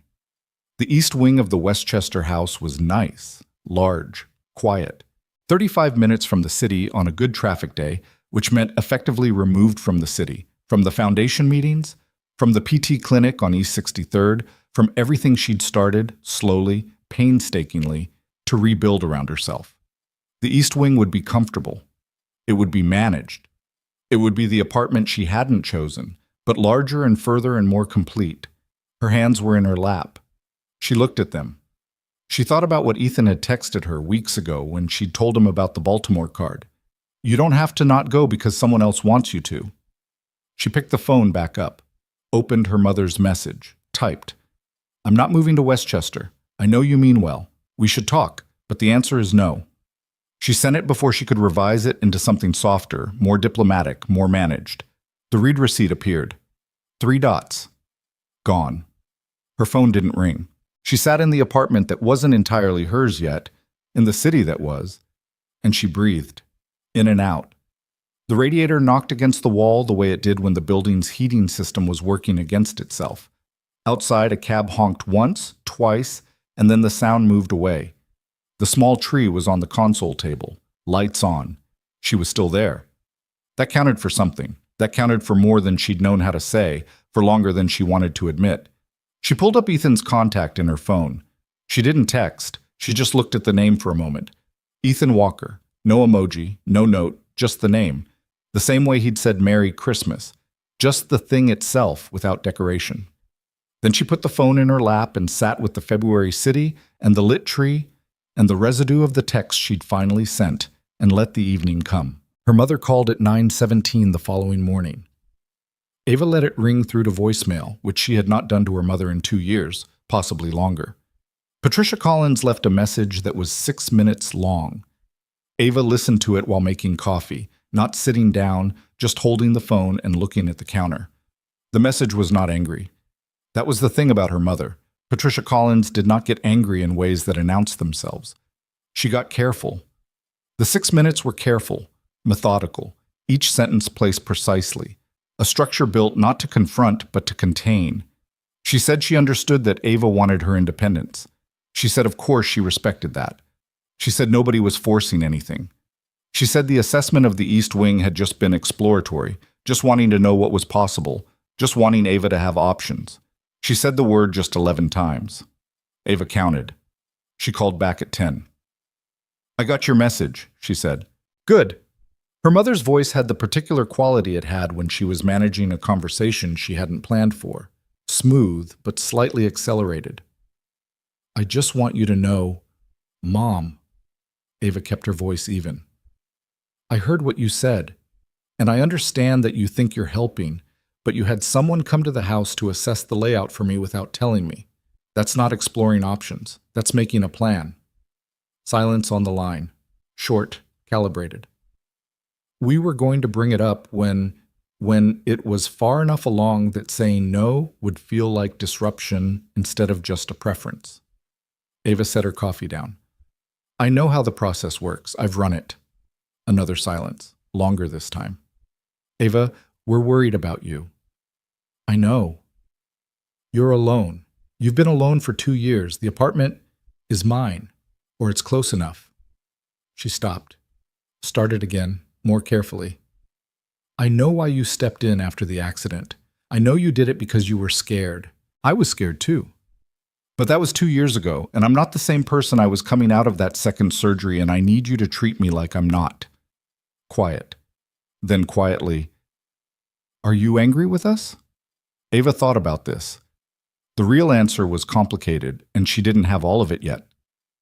"No," she said, "but I need things to change, starting with decisions getting made with me instead of for me. Can you do that?" Her mother didn't answer right away. That was something, at least. She wasn't performing agreement, she was actually sitting with it. "Your father will want to talk to you," Patricia finally said. "Tell him to call me directly." "Ava?" "Mom, I'll pick up." She would. That was the thing. She wasn't shutting the door. She was just insisting on being the one who opened it. They said goodbye. The call ended. Ava sat in her kitchen with the coffee that had gone slightly cool and looked at the window, at the March sky outside. Still gray, still cold, but with a quality to the light that was different from February, a marginally greater willingness to be present. She thought about what she'd just said to her mother. The clean articulation of it, the absence of flinching. She picked up her coffee and drank it cold. Bucket. Her father called 3 days later. Raymond Collins, unlike his wife, was not a man who worked in circles. He called at 8 in the morning before Ava's PT session, and he said, "Your mother told me what you said. I want to hear it from you." "Which part?" "The part about decisions being made for you." She told him. Not the 6-minute version, the real version, the one she'd been assembling for 2 years without knowing she was doing it, the apartment, the furniture, the assistant who reported back, the careful management of her access to her own company during the restructuring, the way information had been filtered and softened and translated, as if she might shatter on contact with the truth of her own situation. Her father listened. She could tell he was listening because he didn't interrupt, and Raymond Collins interrupted when he thought he already knew where something was going. He didn't interrupt once. When she finished, he was quiet for long enough that she checked the phone to confirm the call was still connected. "The restructuring," he said finally. "I was on the advisory call when they discussed the transition plan." She'd suspected this. She hadn't known it. "And?" We thought you weren't in a position to handle it, to handle the pressure of fighting it while you were recovering. That might have been true, Ava said, at the time, but you didn't ask me. You decided, and then you managed the information. Another long silence. You're right, her father said. She hadn't expected that, the bluntness of it, no qualification. We should have asked, he said. Even if we would have made the same decision, we should have asked. Ava sat with this, with the particular sensation of being seen by someone who hadn't quite managed it before, and the complicated mix of relief and old grief that came with it. Not resolution. One conversation didn't undo 2 years, and 2 years didn't undo the patterns of a lifetime. But something. Thank you, she said. Are you? He paused, started again. Is there something specific you need from us to do this differently? She thought about it. Yes, when I make decisions, I need them to hold, even if you think they're wrong. Unless someone's in actual danger, the decision stands. And the Westchester conversation is over. A pause. All right, she said. They talked for another 10 minutes, stiffly, not with warmth exactly, but with a kind of honest awkwardness that was more real than the careful performance of their usual conversations. Her father asked about the foundation work. She told him about the park, about the curb cut, about accessible infrastructure as a meaningful problem that had specific solutions. He listened with the focused attention he gave to problems that had specific solutions. Before he hung up, he said, "Send me the Foundation's annual report when you have it." Why? Because I know people who give money to things, and I'd rather point them somewhere useful. It was the most direct offer of support he'd made to her in 2 years. It came wrapped in practicality and delivered without sentiment, which was exactly how Raymond Collins delivered everything he meant. I'll send it, she said. She made the call to Baltimore that afternoon. The specialist's name was Dr. Kwan, and his assistant was professional and efficient and got her an appointment in 4 weeks, which was faster than she'd expected. She'd half expected the act of calling to feel significant, ceremonious, the kind of moment that announces itself as a turning point. It didn't. She called, she spoke to an assistant, she confirmed her insurance, she hung up. Then she sat in the quiet of the apartment and felt something that wasn't hope exactly, but was in the same neighborhood. Something that required the future to exist. That evening she texted Ethan. I made the appointment. He responded within the hour. Baltimore? Baltimore. Good. Just that. Not that's great, or I'm so proud of you, or any of the responses that would have made her feel like a child being praised for doing something she should have done long ago. Just good. Like a fact being confirmed, like someone nodding across a table. She found, not for the first time, that his economy with words did something that other people's full sentences didn't. The park finished in the second week of March, 4 days ahead of the contractor's revised schedule, which Ethan texted her about with the exact level of mild vindication that she'd come to recognize as his version of enthusiasm. Poured yesterday, passed inspection this morning, ahead of schedule. The contractor surprised you. I surprised the contractor. There's a difference.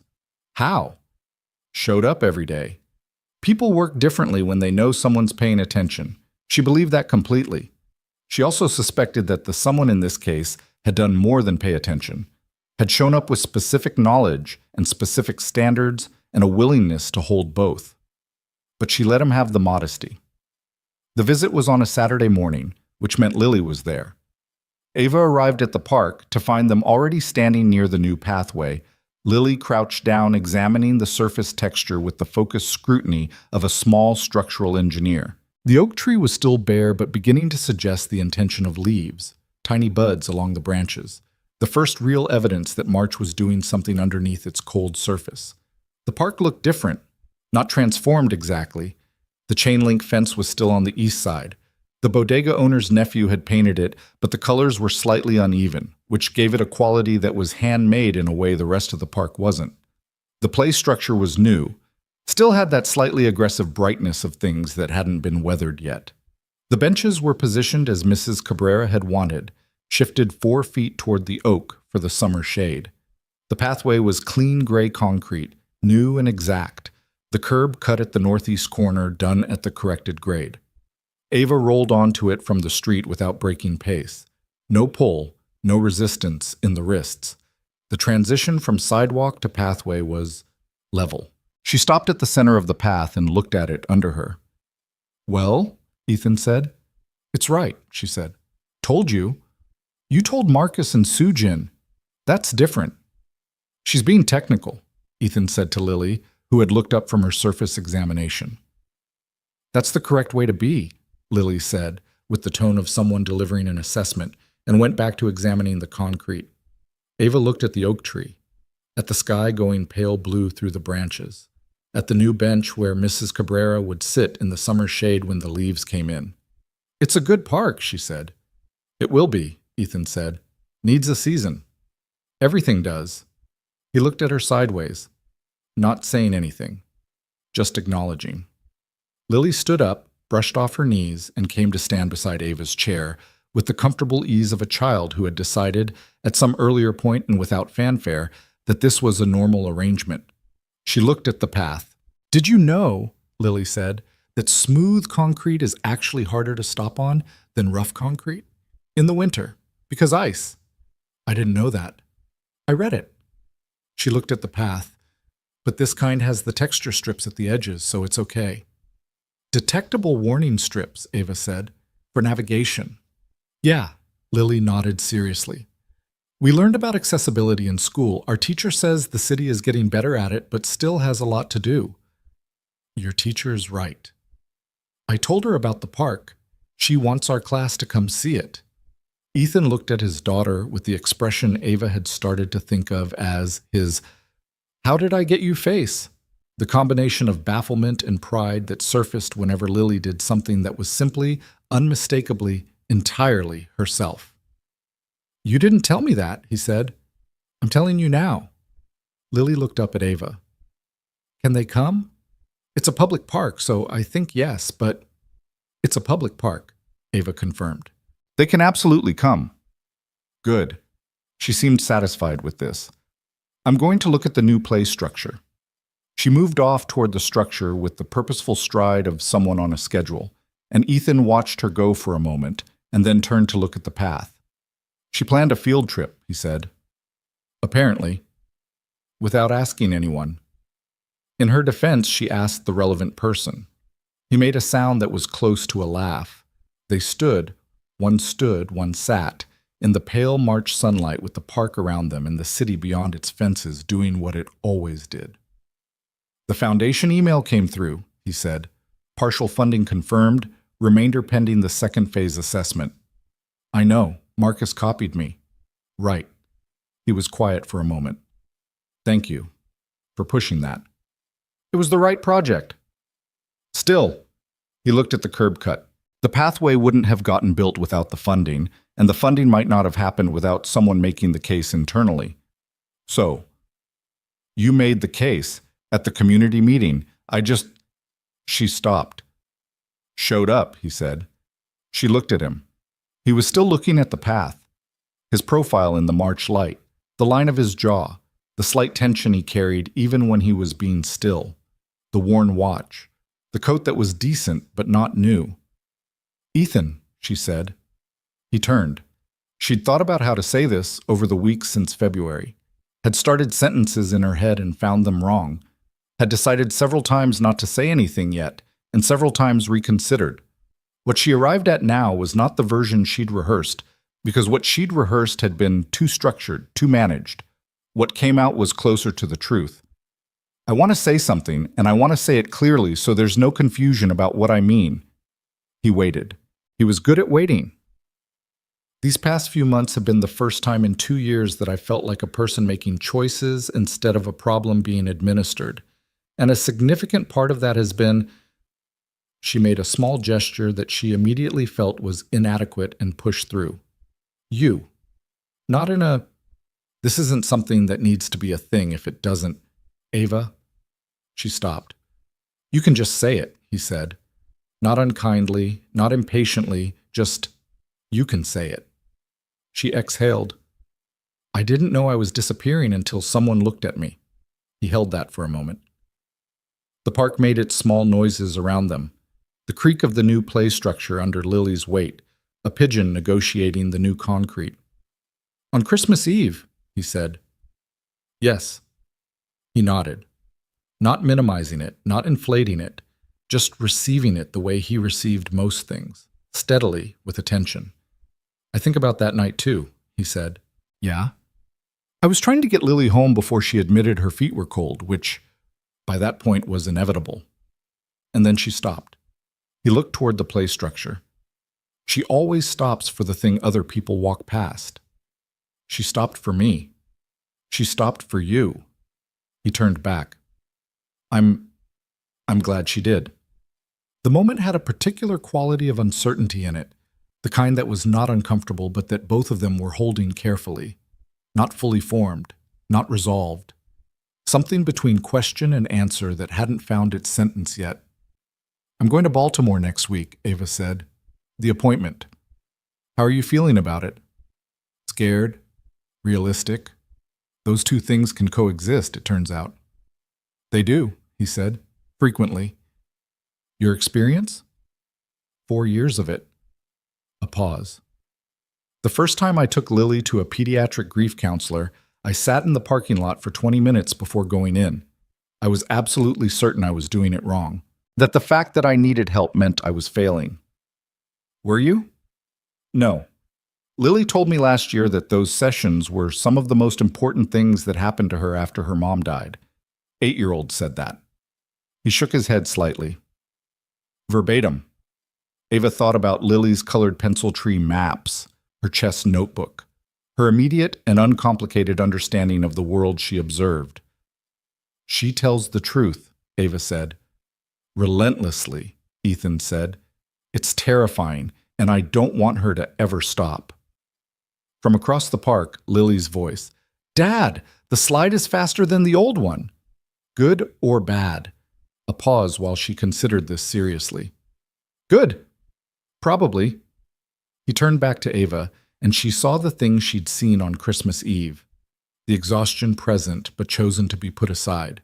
The choosing visible, but not in a way that asked for anything. What time's your appointment? He asked. 10:30. I'm taking the train down the night before. By yourself. She looked at him. Yes. He held her look, not pressing, not backing down either. Okay. My mother offered to come. 3 times. But you said no. I said I'd call her after. He nodded. That's good. That's the right... He stopped himself. Sorry, you didn't ask for my... No, you're right. I think it is. She looked at her hands. I'm still learning the difference between accepting help and surrendering to it. That's a hard line. Very. She looked up. How do you know where it is? He thought about it. Actually thought. The way he thought about the curb cut grade, with precision rather than speed. I think it's about who's driving, he said finally. If you're deciding what help you need and asking for it, that's one thing. If someone else is deciding what you need and delivering it to you whether you asked or not, that's the other thing. Yeah. My parents have been doing the second thing for 2 years. I know. He said it without accusation, without drama, just acknowledgement. Do you think the conversation you had with them changed anything? I think it might have. I don't know yet. She looked at the oak tree. My father asked for the foundation's annual report to share with his network. Ethan looked at her. That's significant, he said. For him? Yes. She felt something complicated in her chest when she said it. The old grief and the new possibility sitting next to each other without resolution. He's not going to transform overnight. Neither is my mother, but they heard me. I think they actually heard me. That matters. It does. She looked at the path again, the clean, straight line of it, the corrected grade, the texture strips at the edges. It's not enough to fix everything, but it's not nothing. 2 weeks later, Dr. Kwan's office in Baltimore was on the 4th floor of a medical building that smelled like all medical buildings. Antiseptic and recycled air, and the peculiar institutional quiet that settled over places where people came to receive news of various kinds. His assistant was kind without being solicitous. Dr. Kwan himself was 60, Korean American, with the manner of someone who had given difficult information enough times to have learned how to give it without it becoming a performance. He reviewed her imaging, the surgical records, the physical therapy assessments Jerome had sent over at Ava's request. He asked questions she hadn't been asked before, not about what she couldn't do, but about what she could do, and when, and under what conditions, and what had changed. He examined her for 40 minutes. He was specific and careful, and he talked to her like someone conducting an investigation rather than delivering a verdict. Afterward, he sat across from her and said, "There are two things I want to tell you. The first is that your PT work has been more effective than your previous assessments have indicated. You have substantially more functional capacity in your lower extremities than the clinical notes reflect, which tells me your therapy program may have plateaued rather than reached an actual ceiling." She sat very still. "The second thing," he said, "is that I want you to come back in 6 weeks for a full functional reassessment with my team. I'd like to put together a new program that's more targeted than what you've been doing. It's not going to be fast, but I think your situation is more recoverable than you've been told." She heard the word recoverable. She had been careful with words like this for 2 years, hopeful language that eventually became the cruelest kind. She held it at a distance, examined it. "What does recoverable mean in specific terms?" she asked. He respected the question. He answered it specifically. Percentages, timelines, ranges, what was likely and what was uncertain, and where the science was still open. He did not dress it up. He did not sell it. By the time she left the building, the March afternoon had gone bright and cold, the Baltimore streets doing their ordinary business. She sat outside the building for a while. On the accessible exit ramp, which was a good one, smooth, correct grade, well-maintained. She noticed this automatically, the way she'd started noticing these things. She called her mother. Patricia answered on the second ring, which meant she'd been waiting. "How was it?" her mother asked. "He wants to see me again in 6 weeks, Ava said. "He thinks I have more capacity than my current program is working with." Silence. Then, in a voice her mother used very rarely, not the careful, managed voice, just the plain one, "Oh, Ava." "It's not a guarantee," Ava said quickly. He was very specific about that. "It's a possibility that needs to be explored, not a—" "I know," her mother said. "I know that." A pause. "I'm so glad you went." "You can't say I told you so." "I wouldn't." "You were going to." "I was absolutely going to, but I won't." Ava felt something strange move through her chest, close to the thing she'd felt on Christmas Eve, pressure against a door. But from the other side now, pushing outward. "Mom," she said. "Yes."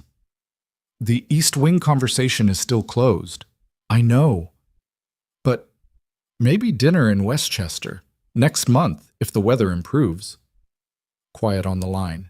Then, carefully, like something being placed down gently, "I'll make the lamb you used to like. The good one, not the overcooked version." "The good one," her mother agreed. She hung up and sat for a moment more on the Baltimore ramp in the March cold. Then she opened Ethan's contact and typed, "Dr. Kwan wants to see me again in 6 weeks. More capacity than I thought. Not a guarantee, but something." She sent it. His reply came while she was navigating toward the ride she'd arranged. Something is the right word for it. Then a minute later, "Lily says hi. She's been asking about you." Ava looked at that, at the matter-of-fact way it was delivered. "Lily says hi. She's been asking about you." Like it was ordinary.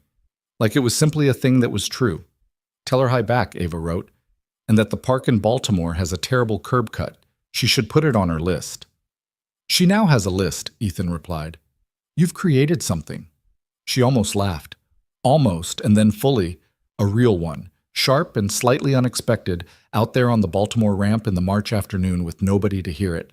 She put the phone in her pocket and looked at the sky, which was doing that early spring thing of not quite committing but trending in the right direction. Cautious optimism, as they said. The phrase she'd kept in the back drawer for 2 years. She took it out, held it. It felt, today, like it might be the right size. When she got back to the city that evening, she went directly to the apartment. Not her parents. Not anywhere else. She wheeled through the lobby, said hello to Joseph at the door, took the elevator to the third floor. The apartment was the same, clean and still and quietly hers, in the way it had been becoming, slowly, since February. The small tree was still on the console table. She'd finally, 3 weeks ago, taken the ornaments off and unplugged it, letting it be just a small artificial tree on a table rather than a symbol of anything. But she hadn't put it away. She put her coat on the hook by the door, made tea, sat by the window. The city was doing what it did in the evening.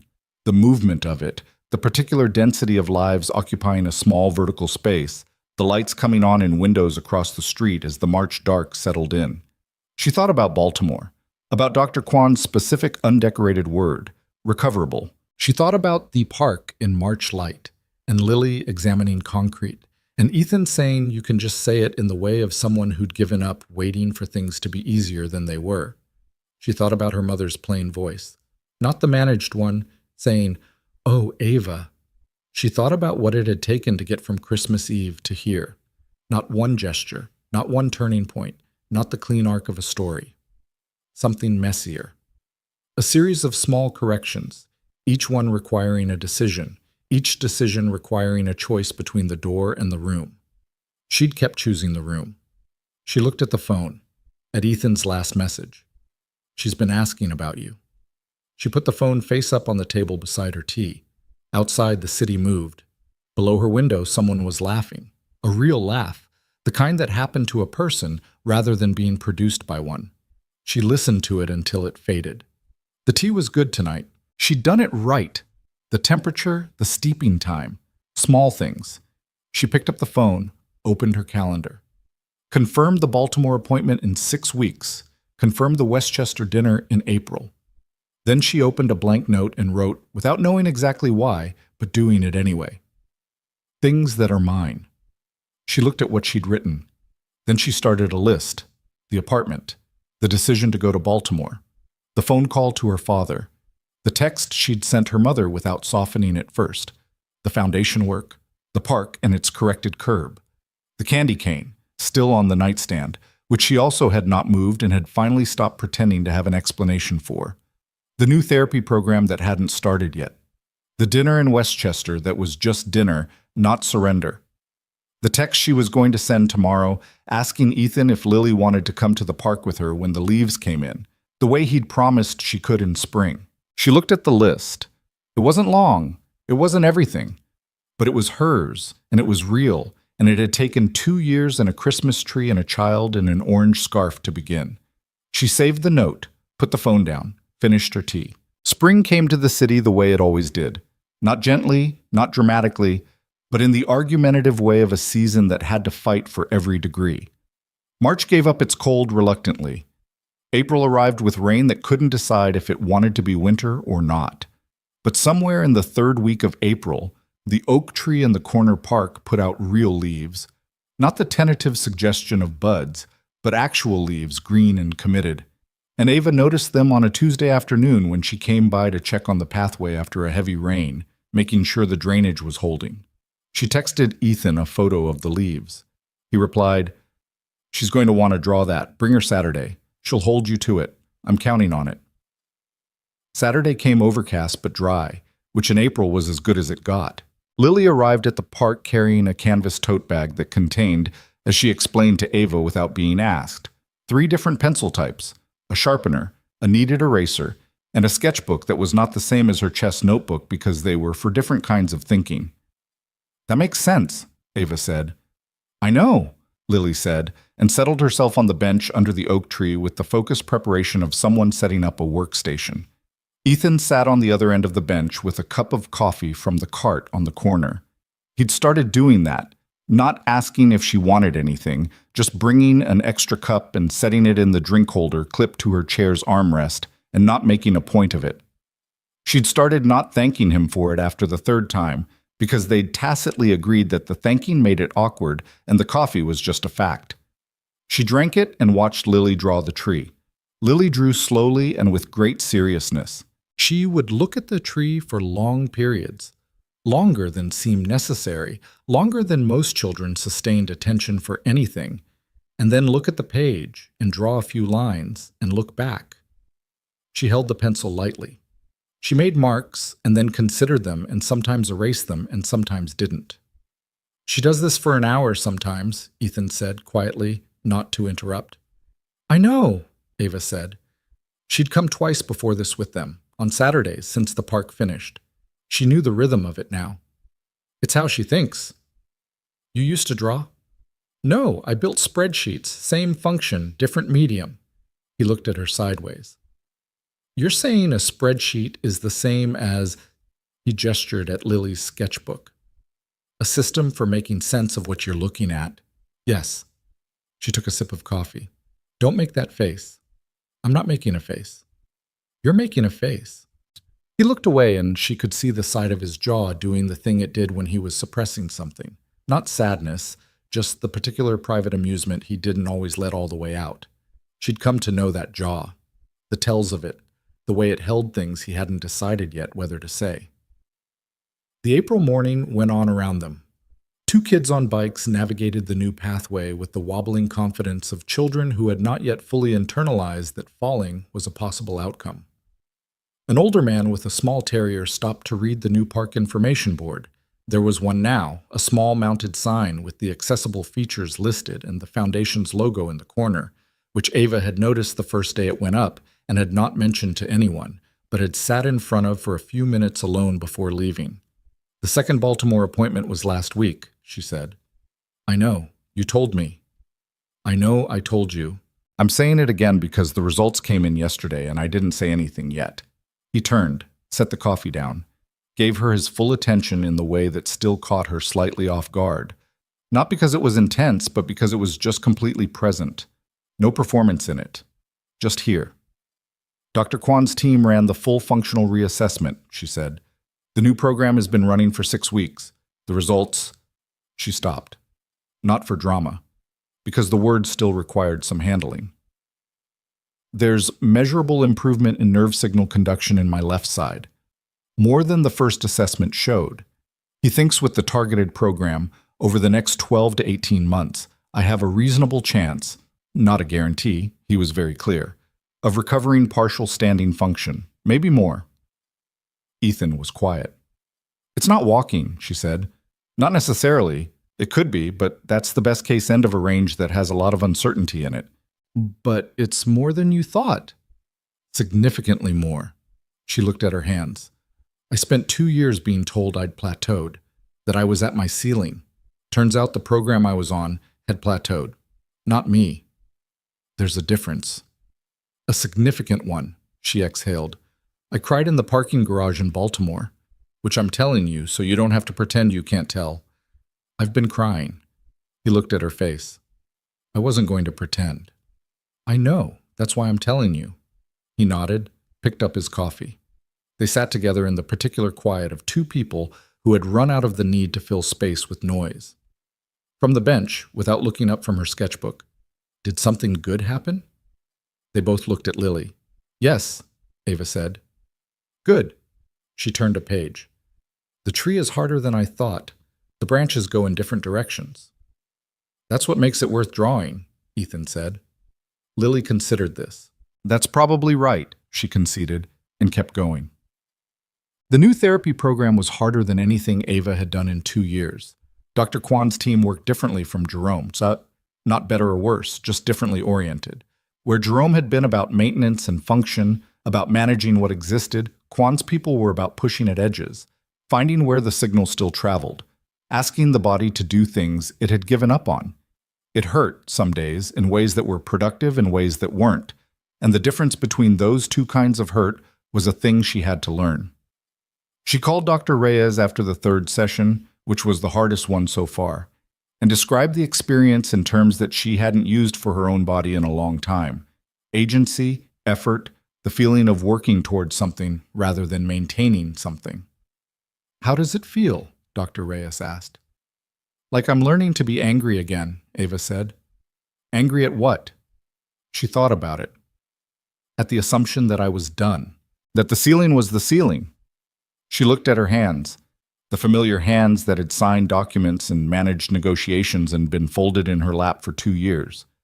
I was angry at the accident for a long time, and then I stopped because the accident was already over, and being angry at something over was just sitting in a room with the lights off. And now? Now I'm angry at what came after, at the managing, at the way I let it happen. She paused. At myself, a little, for letting it go on as long as it did. That's fair, Dr. Reyes said. Not dismissing it, not softening it. But not too much, Ava said. I was also just trying to survive. Also fair. Both can be true. Yes, Dr. Reyes said. They can. She went to therapy on Tuesdays and Thursdays, and she kept her Monday remote calls with the foundation, and she attended the quarterly meeting where Marcus presented the annual report, the one her father's contacts had seen, which had resulted in 2 new funding commitments by May, neither of them enormous, but both of them real. Raymond Collins had sent her a brief email when the second one came through. I'm told the park project was a model for the proposal. Good work. No more than that. She had read it 4 times. She had written back, thank you. The curb cut was the right call. Her father had replied, it usually is. She didn't know entirely what he meant by that, or how much of it was about the park. She suspected it was about more than the park. She left it there. Her mother came to the apartment in May, the first time Patricia Collins had been to the Upper East Side place rather than the other way around. She arrived with flowers Ava hadn't asked for, which was Patricia, and she immediately noted 3 things in the apartment she thought could be improved, which was also Patricia, and then she sat down and had tea and looked at the small tree still on the console table and said, without moving her expression significantly, you still have the Christmas tree. It's not a Christmas tree. It's a tree. It has a star on top. Lots of things have stars on top. Her mother looked at it for a moment. Then she looked at Ava. You seem different, she said. Than Christmas? Than the last several years. Maybe longer. Ava considered deflecting. Didn't. I think I am, she said. Patricia nodded once, carefully, and drank her tea. She didn't press for detail, which was itself different. The old version of this visit would have had a list of follow-up questions designed to assess, categorize, and plan around whatever Ava was feeling. This version just let the statement sit. It wasn't a transformation. Patricia Collins was still Patricia Collins. The flowers, the interior design notes, the scheduling instincts that never fully shut off. But something had shifted in the register of it. Something had been said in that February phone call, and her father's call, and the months since, and it had changed not the people but the space between them. Less managed, more honest, still imperfect, still requiring effort, still the particular friction of people who love each other badly and have to keep deciding to do better. Before she left, her mother said at the door, the lamb dinner is still open, whenever you want. June, Ava said. Early June, after the next Baltimore trip. I'll make the good one. I know you will. Her mother left, and the apartment was quiet again, and Ava sat with it, and found that the quiet felt different than it had in January. Less like an absence, more like a room with good light and the window open. She told Ethan about the therapy progress in fragments, over months, the way you tell someone things when you're still deciding what they mean. He received each piece the same way, present, specific, neither minimizing nor overweighting. He asked the right questions, which were mostly the functional ones. What does this session target? What did the assessment show? What's the next step? He didn't ask how she felt about it, because by then he knew that she'd tell him when she was ready and that asking too early collapsed the process. This was one of the things she had understood slowly about Ethan Walker. He did not lead with emotion. He led with attention. The emotion was there, she knew it was, had seen it surface in unguarded moments, in the way his voice changed when he talked about Mara, in the specific quality of his eyes watching Lily from a distance when Lily didn't know she was being watched. But he carried it the way he carried most things, steadily, internally, spending it where it would do something rather than letting it run. She had spent a lot of time in those months thinking about what it was exactly that she felt for him. Not because the feeling was complicated, it wasn't, not anymore, but because she wanted to be honest with herself about it in a way she hadn't always been honest about things. The pre-accident version of Ava Collins had been good at knowing what she wanted professionally, and not very practiced at knowing what she wanted in the quieter parts of her life. She'd treated relationships with the same efficiency she'd brought to everything else. And efficiency was not the same as care, and she knew the difference now in a way she hadn't then. What she felt for Ethan was not efficient. It was inconvenient and slow-moving and didn't resolve itself into a clean assessment. She cared about him specifically, not the category of him, not the archetype of a kind man who'd been good to her when she needed it. Him. The worn watch and the granola bar, and the way he said marginally as a complete sentence. The fact that he'd spent 6 years learning which parks in his territory had bad drainage and which ones had good soil for what kind of tree. Not because anyone would ever know or promote him for it, but because the work was real and required real knowledge, and he had decided that mattered.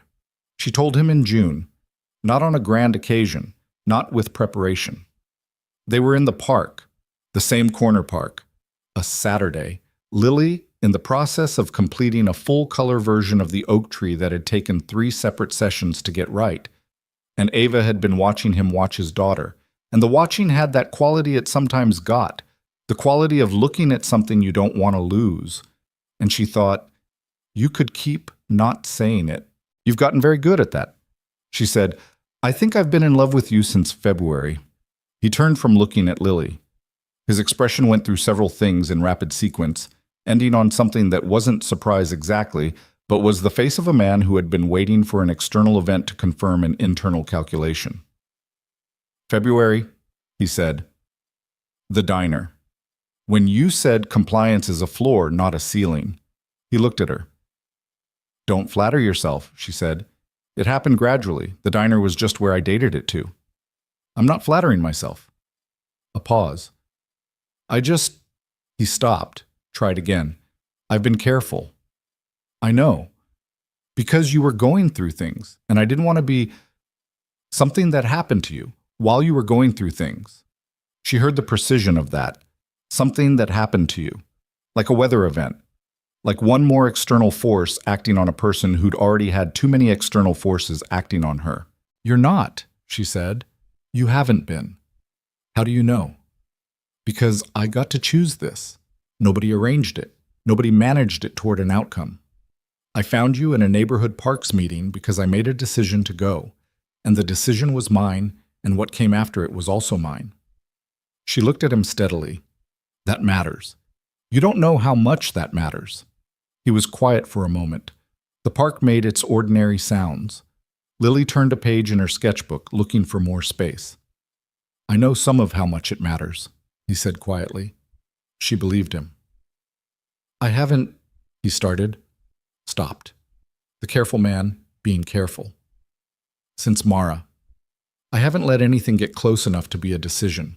For a long time I told myself it was about Lily, that I needed to be focused on her, and that was true mostly. But it was also, he looked at the oak tree, easier to not be a person who had that kind of thing available to them. And now? He looked back at her. And now I'm standing in a park. I built a better curb cut in because of you, and my daughter is drawing a tree. She came back to see because of you, and the answer to your question is yes. He said it plainly, no decoration, just the word and what it was carrying. Yes, whatever the actual question was. The actual question was whether you felt anything similar to what I just described. The answer is yes, he said, again, and this time there was the jaw. The held-back thing fully released, and it turned out to be a real smile, wide and slightly undone, the kind she hadn't seen on him yet. The exhaustion still there in the eyes, but competing with something else now. Something that wasn't winning exactly, but was at least fighting. From the bench, without looking up, Are you two done being weird? They both looked at Lily. We weren't being weird, Ethan said. You were being quiet in the weird way, not the normal way. She examined a line in her drawing, decided against it, erased it. It's fine. I figured it out. You figured what out? She looked up. Looked at both of them with the complete and unembellished attention that was simply how Lily Walker engaged with the world. That you like each other, like actual like. She returned to the drawing. I've known since January. Ethan stared at his daughter. She always knows, Ava said. She's 8. She knew I was alone from across a plaza, Ava said. In the dark, in a crowd. Don't underestimate her. Lily looked up again briefly. Ava's right, she said, and went back to the tree. They did not rush. That was the truth of it, and it was important, and Ava understood it the way she'd come to understand the things that mattered. Not as a romantic idea, but as a practical fact. Ethan was a man with a full life. Lily's school, Lily's schedule, the job, the parks in his territory, the Saturday trips to Jersey to see Daniel, who had become a fixture in Ava's peripheral awareness as a person who played chess with his niece and drove a manual chair and once, on a call she hadn't known Ethan was on, been described by Lily as basically a second dad except he loses at chess. The full life had edges, and she respected them, and he respected hers. The therapy, the Baltimore trips, the foundation work, the ongoing slow renegotiation with her parents that was neither resolved nor abandoned. They had dinner the first time in July, without Lily, a restaurant in Brooklyn Ethan had chosen because it had good accessible entry and a quiet corner table and food he was actually confident about, which was, he told her, a short list. He was nervous in a way he didn't try to hide, which she found unexpectedly affecting. The composed man with the quiet exhaustion, slightly off his footing, eating his food in a way that suggested he wasn't fully tasting it. "You're nervous," she said. "Yes." "Why?" He looked at her. "Because this matters. Things that matter make me nervous. I've had a long time of not having things that matter in this particular way, and I forgot what it felt like. It feels like not tasting your food." "Apparently, yes." She picked up her wine. "I'm nervous too. You don't look it. I ran a company that raised $420 million. I know how to look calm when I'm not." She set the glass down. "I'm also not as nervous as I expected, and I've been trying to figure out why." "And?" "Because it's you," she said, "which makes it less frightening than it would be otherwise. Does that make sense?" He looked at her for a moment. Then he picked up his fork and actually ate something, and she took that as a yes. The Baltimore appointments continued through the summer and into the fall. Dr. Kwan's team marked progress in the methodical, precise way of people who understood that hope required specificity to be trustworthy. By August, Ava had standing function with support. Parallel bars, a few seconds at a time, the effort enormous and the seconds real. By October, the parallel bars had extended to a walker in controlled conditions. Dr. Kwan was careful with language, always careful, and she appreciated that about him because she'd learned to be careful too. Hope was not the same as certainty, and she'd stopped needing it to be. She told Dr. Reyes about the first time she stood in October for 11 seconds with the walker and Jerome spotting her. "I cried," she said. "Of course you did," Dr. Reyes said. "Not the way I expected. I thought it would feel like winning something. It felt more like finding something I'd misplaced." She thought about how to say it. Like the version of me who stood up wasn't different from the version who'd been in the chair. They were the same person, and I hadn't expected that. I'd been so focused on walking as a destination that I forgot the person arriving would be the same person who left. What did that feel like? Like not having to become someone else to have a life back. She looked out the window, the November street, like the work wasn't about turning into a different Ava. It was just about giving this one more room, Dr. Reyes wrote in her notebook. The good writing, the kind she came back to. Set. Her parents came to the apartment in November. Both of them, together, which they hadn't done since the early days after the accident. Her father carried a bottle of wine he'd selected with visible intention. Her mother brought nothing, which Ava recognized as effort. The deliberate restraint of someone who'd made a decision not to arrive managing things. They saw the apartment for what it was now. Hers. The books she'd chosen, the furniture she'd slowly and deliberately replaced piece by piece as she could afford to and as it suited her, the small tree still on the console table which neither of her parents commented on. The notebook on the desk, the real one, not a tablet, a paper notebook, where she'd been keeping track of the PT program, the foundation projects, the things she was building.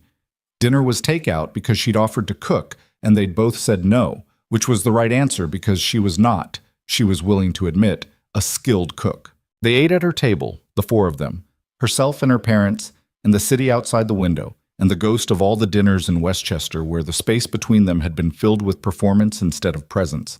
It wasn't perfect.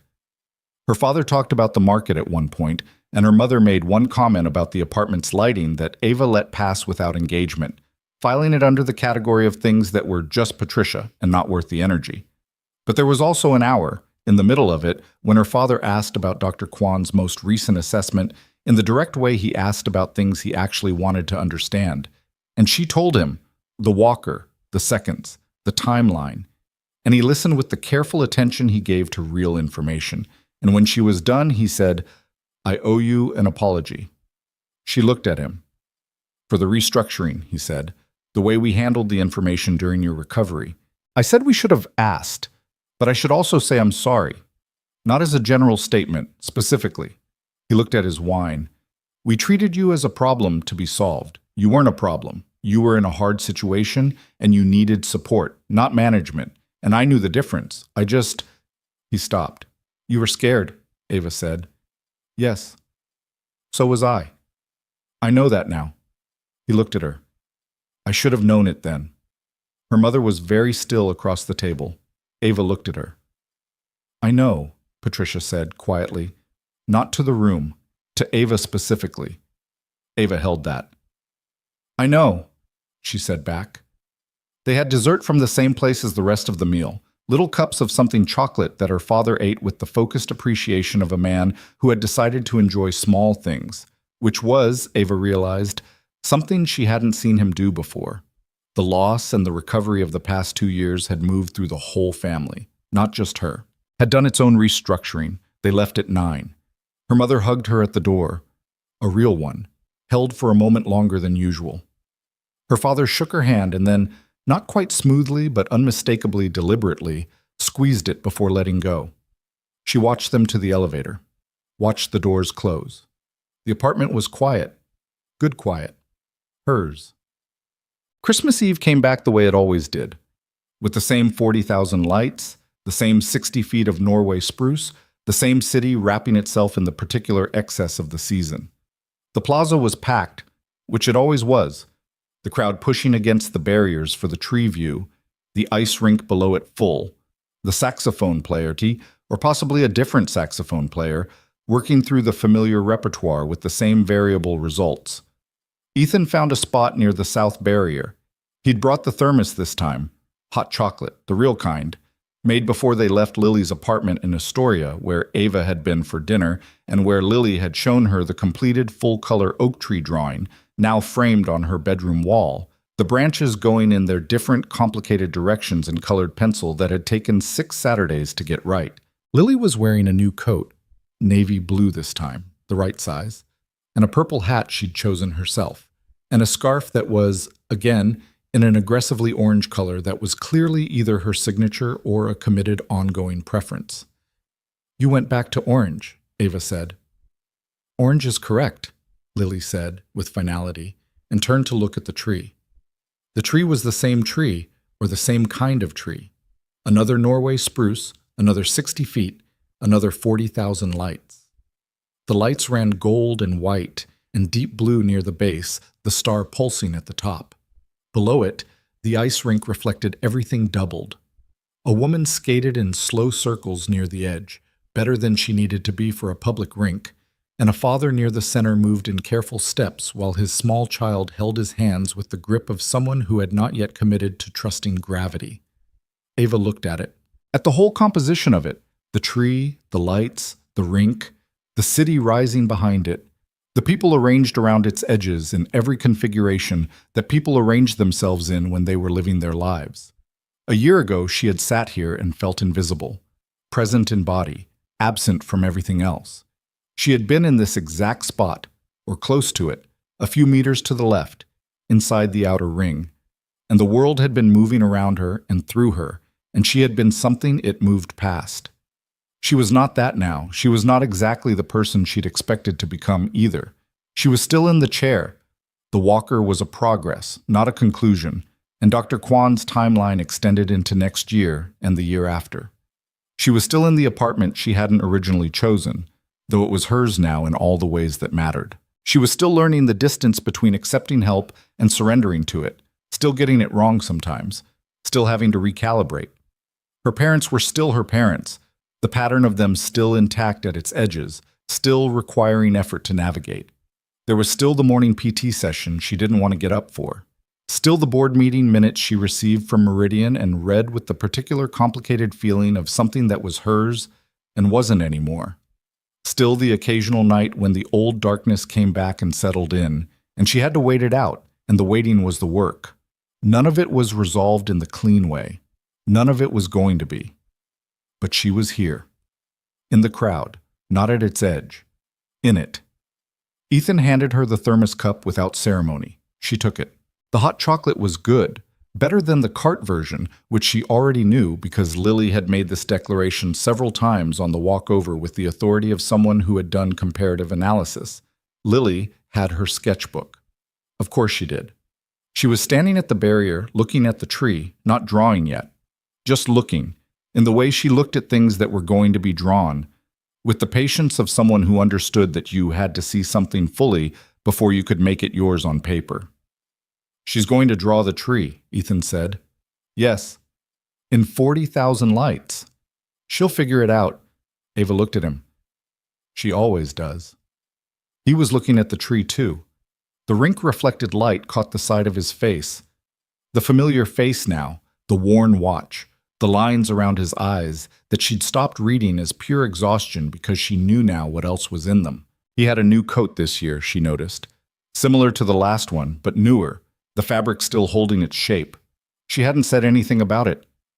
He hadn't said anything about it, but it was there. 1 year, she said. 47 minutes, he said. She turned to look at him. He was already looking at her. "You looked it up," she said. "You told me. In February." She had told him. A text, late at night, when she'd been thinking about it. "I was here for 47 minutes before you two showed up." She hadn't thought he'd kept it. "You remembered." "I remember things," he said simply. She looked at the tree, at the lights in it, at the way the colors moved in the cold air, the slight shimmer that came from her eyes adjusting to the brightness, or from the string arrangements, or from the particular physics of cold air and warm light that she'd never fully understood. "I want to tell you something," she said. "Okay. Last year when you said Merry Christmas, I almost didn't handle it well. I turned toward the tree so you wouldn't see my face." She held the thermos cup in both hands, not because it was too much, because I'd forgotten what too little felt like. I'd spent so long being looked through that 2 words said like they meant something, just 2 words, almost knocked me over. She paused. "I didn't know how close I was to the edge until you pulled me back from it. Without knowing that's what you were doing." He was quiet, listening in the way he listened. "I'm not the same person I was standing here a year ago," she said. "I'm not fixed. I'm not transformed. I'm just more myself than I was. And a significant amount of that is because of you and that kid." She looked at Lily, still at the barrier, still waiting to start. "And I needed you to know that explicitly, out loud, in the place where it started." Ethan was quiet for long enough that she looked back at him. His jaw was doing the held thing, but not held this time. Released. His eyes had the quality they'd had in the diner, in April, in all the moments when she'd caught him without his careful guard fully in place. Open and slightly undone, and entirely real. "I know," he said. "I know that." He said it not dismissively, but the way he said things he'd already made peace with, in facts he'd looked at and decided were true. "And for what it's worth, you did something for me too, which I didn't think was going to happen." He looked at the tree. "Not specifically. I just mean, I'd gotten used to the idea that the most important parts of my life were behind me. Mara and the early years of Lily and the person I was then. And everything from here was just..." He moved a hand slightly. "Forward motion. Manageable. Good enough." "Good enough," she said.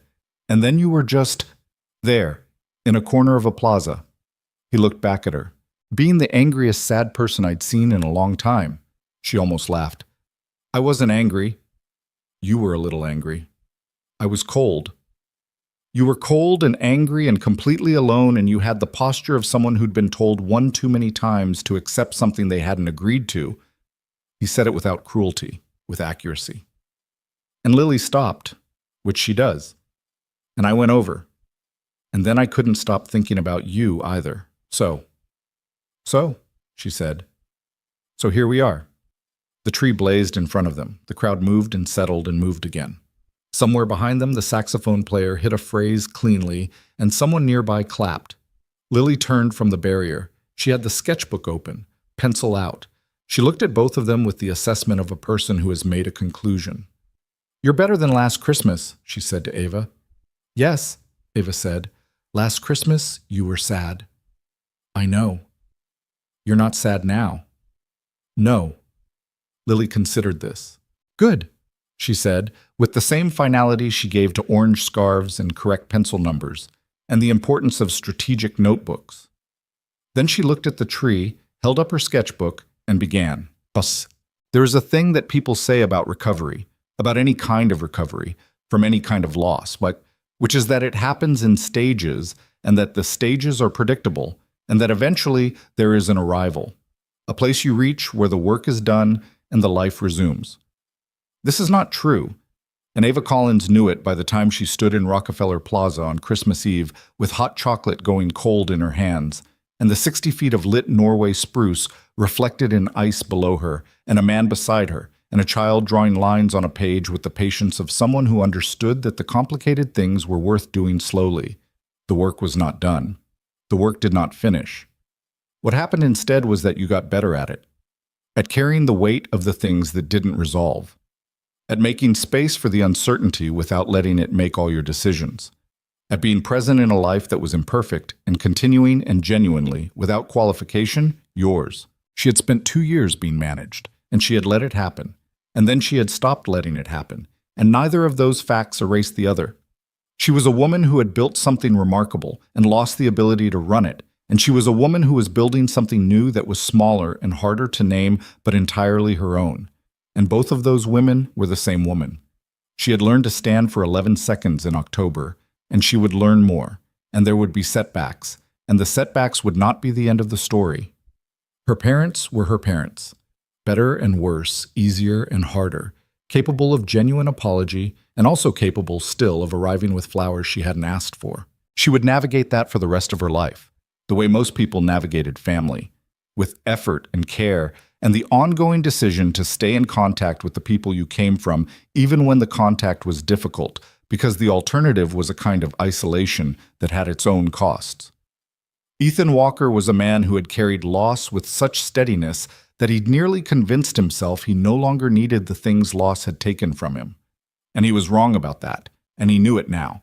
And the knowing was uncomfortable, and also necessary, and also, she could see it in him, the jaw fully at rest, the eyes doing what they did when he was looking at something he'd decided to let matter. A relief. And Lily Walker would keep drawing trees and keep notebooks and keep naming what she saw without softening it, and keep being 8 years old in the way that 8 years old becomes 9 and then 12 and then 23, changing and not, the essential thing underneath it remaining, the patience, the precision, the complete and uncomplicated decision to pay attention. Ava looked at the tree. She had sat here a year ago and felt invisible. She had held the candy cane in her gloved hand on the way home, and done not crying and not explaining in the back of a town car. And the small tree's lights had been the first warm thing in the apartment, and she had not taken them down because she had not been ready to. The small tree was still on the console table at home. It would always be, she thought, not as a symbol, just as a fact. A small artificial tree with a star that needed batteries she kept forgetting to replace, in an apartment that was hers, in a city that was hers, in a life that she had not fixed but had reclaimed. She looked at Ethan. He looked at her. No words. He reached over and took the thermos cup from her hand. It had gone cold, and replaced it with his own, which was still warm, and said nothing about it. She wrapped both hands around the warm cup. Lily was drawing. The crowd was moving. The tree was doing what the tree did. Ava Collins smiled. Not a managed smile. Not the one for photographs or board meetings or the careful social performances of a life built on being seen in a specific way. The small, real kind. The kind that happened to a face rather than being produced by one. For the first time in longer than she could accurately calculate, she was not performing being fine. She was just here, in the cold, with the lights, with the people she had found by the specific combination of chance and choice and the decision, made over and over in small increments on ordinary days, to keep moving toward the room instead of away from it. That was all. That was enough. That was, as it turned out, the whole thing. The tree blazed on. The city held them.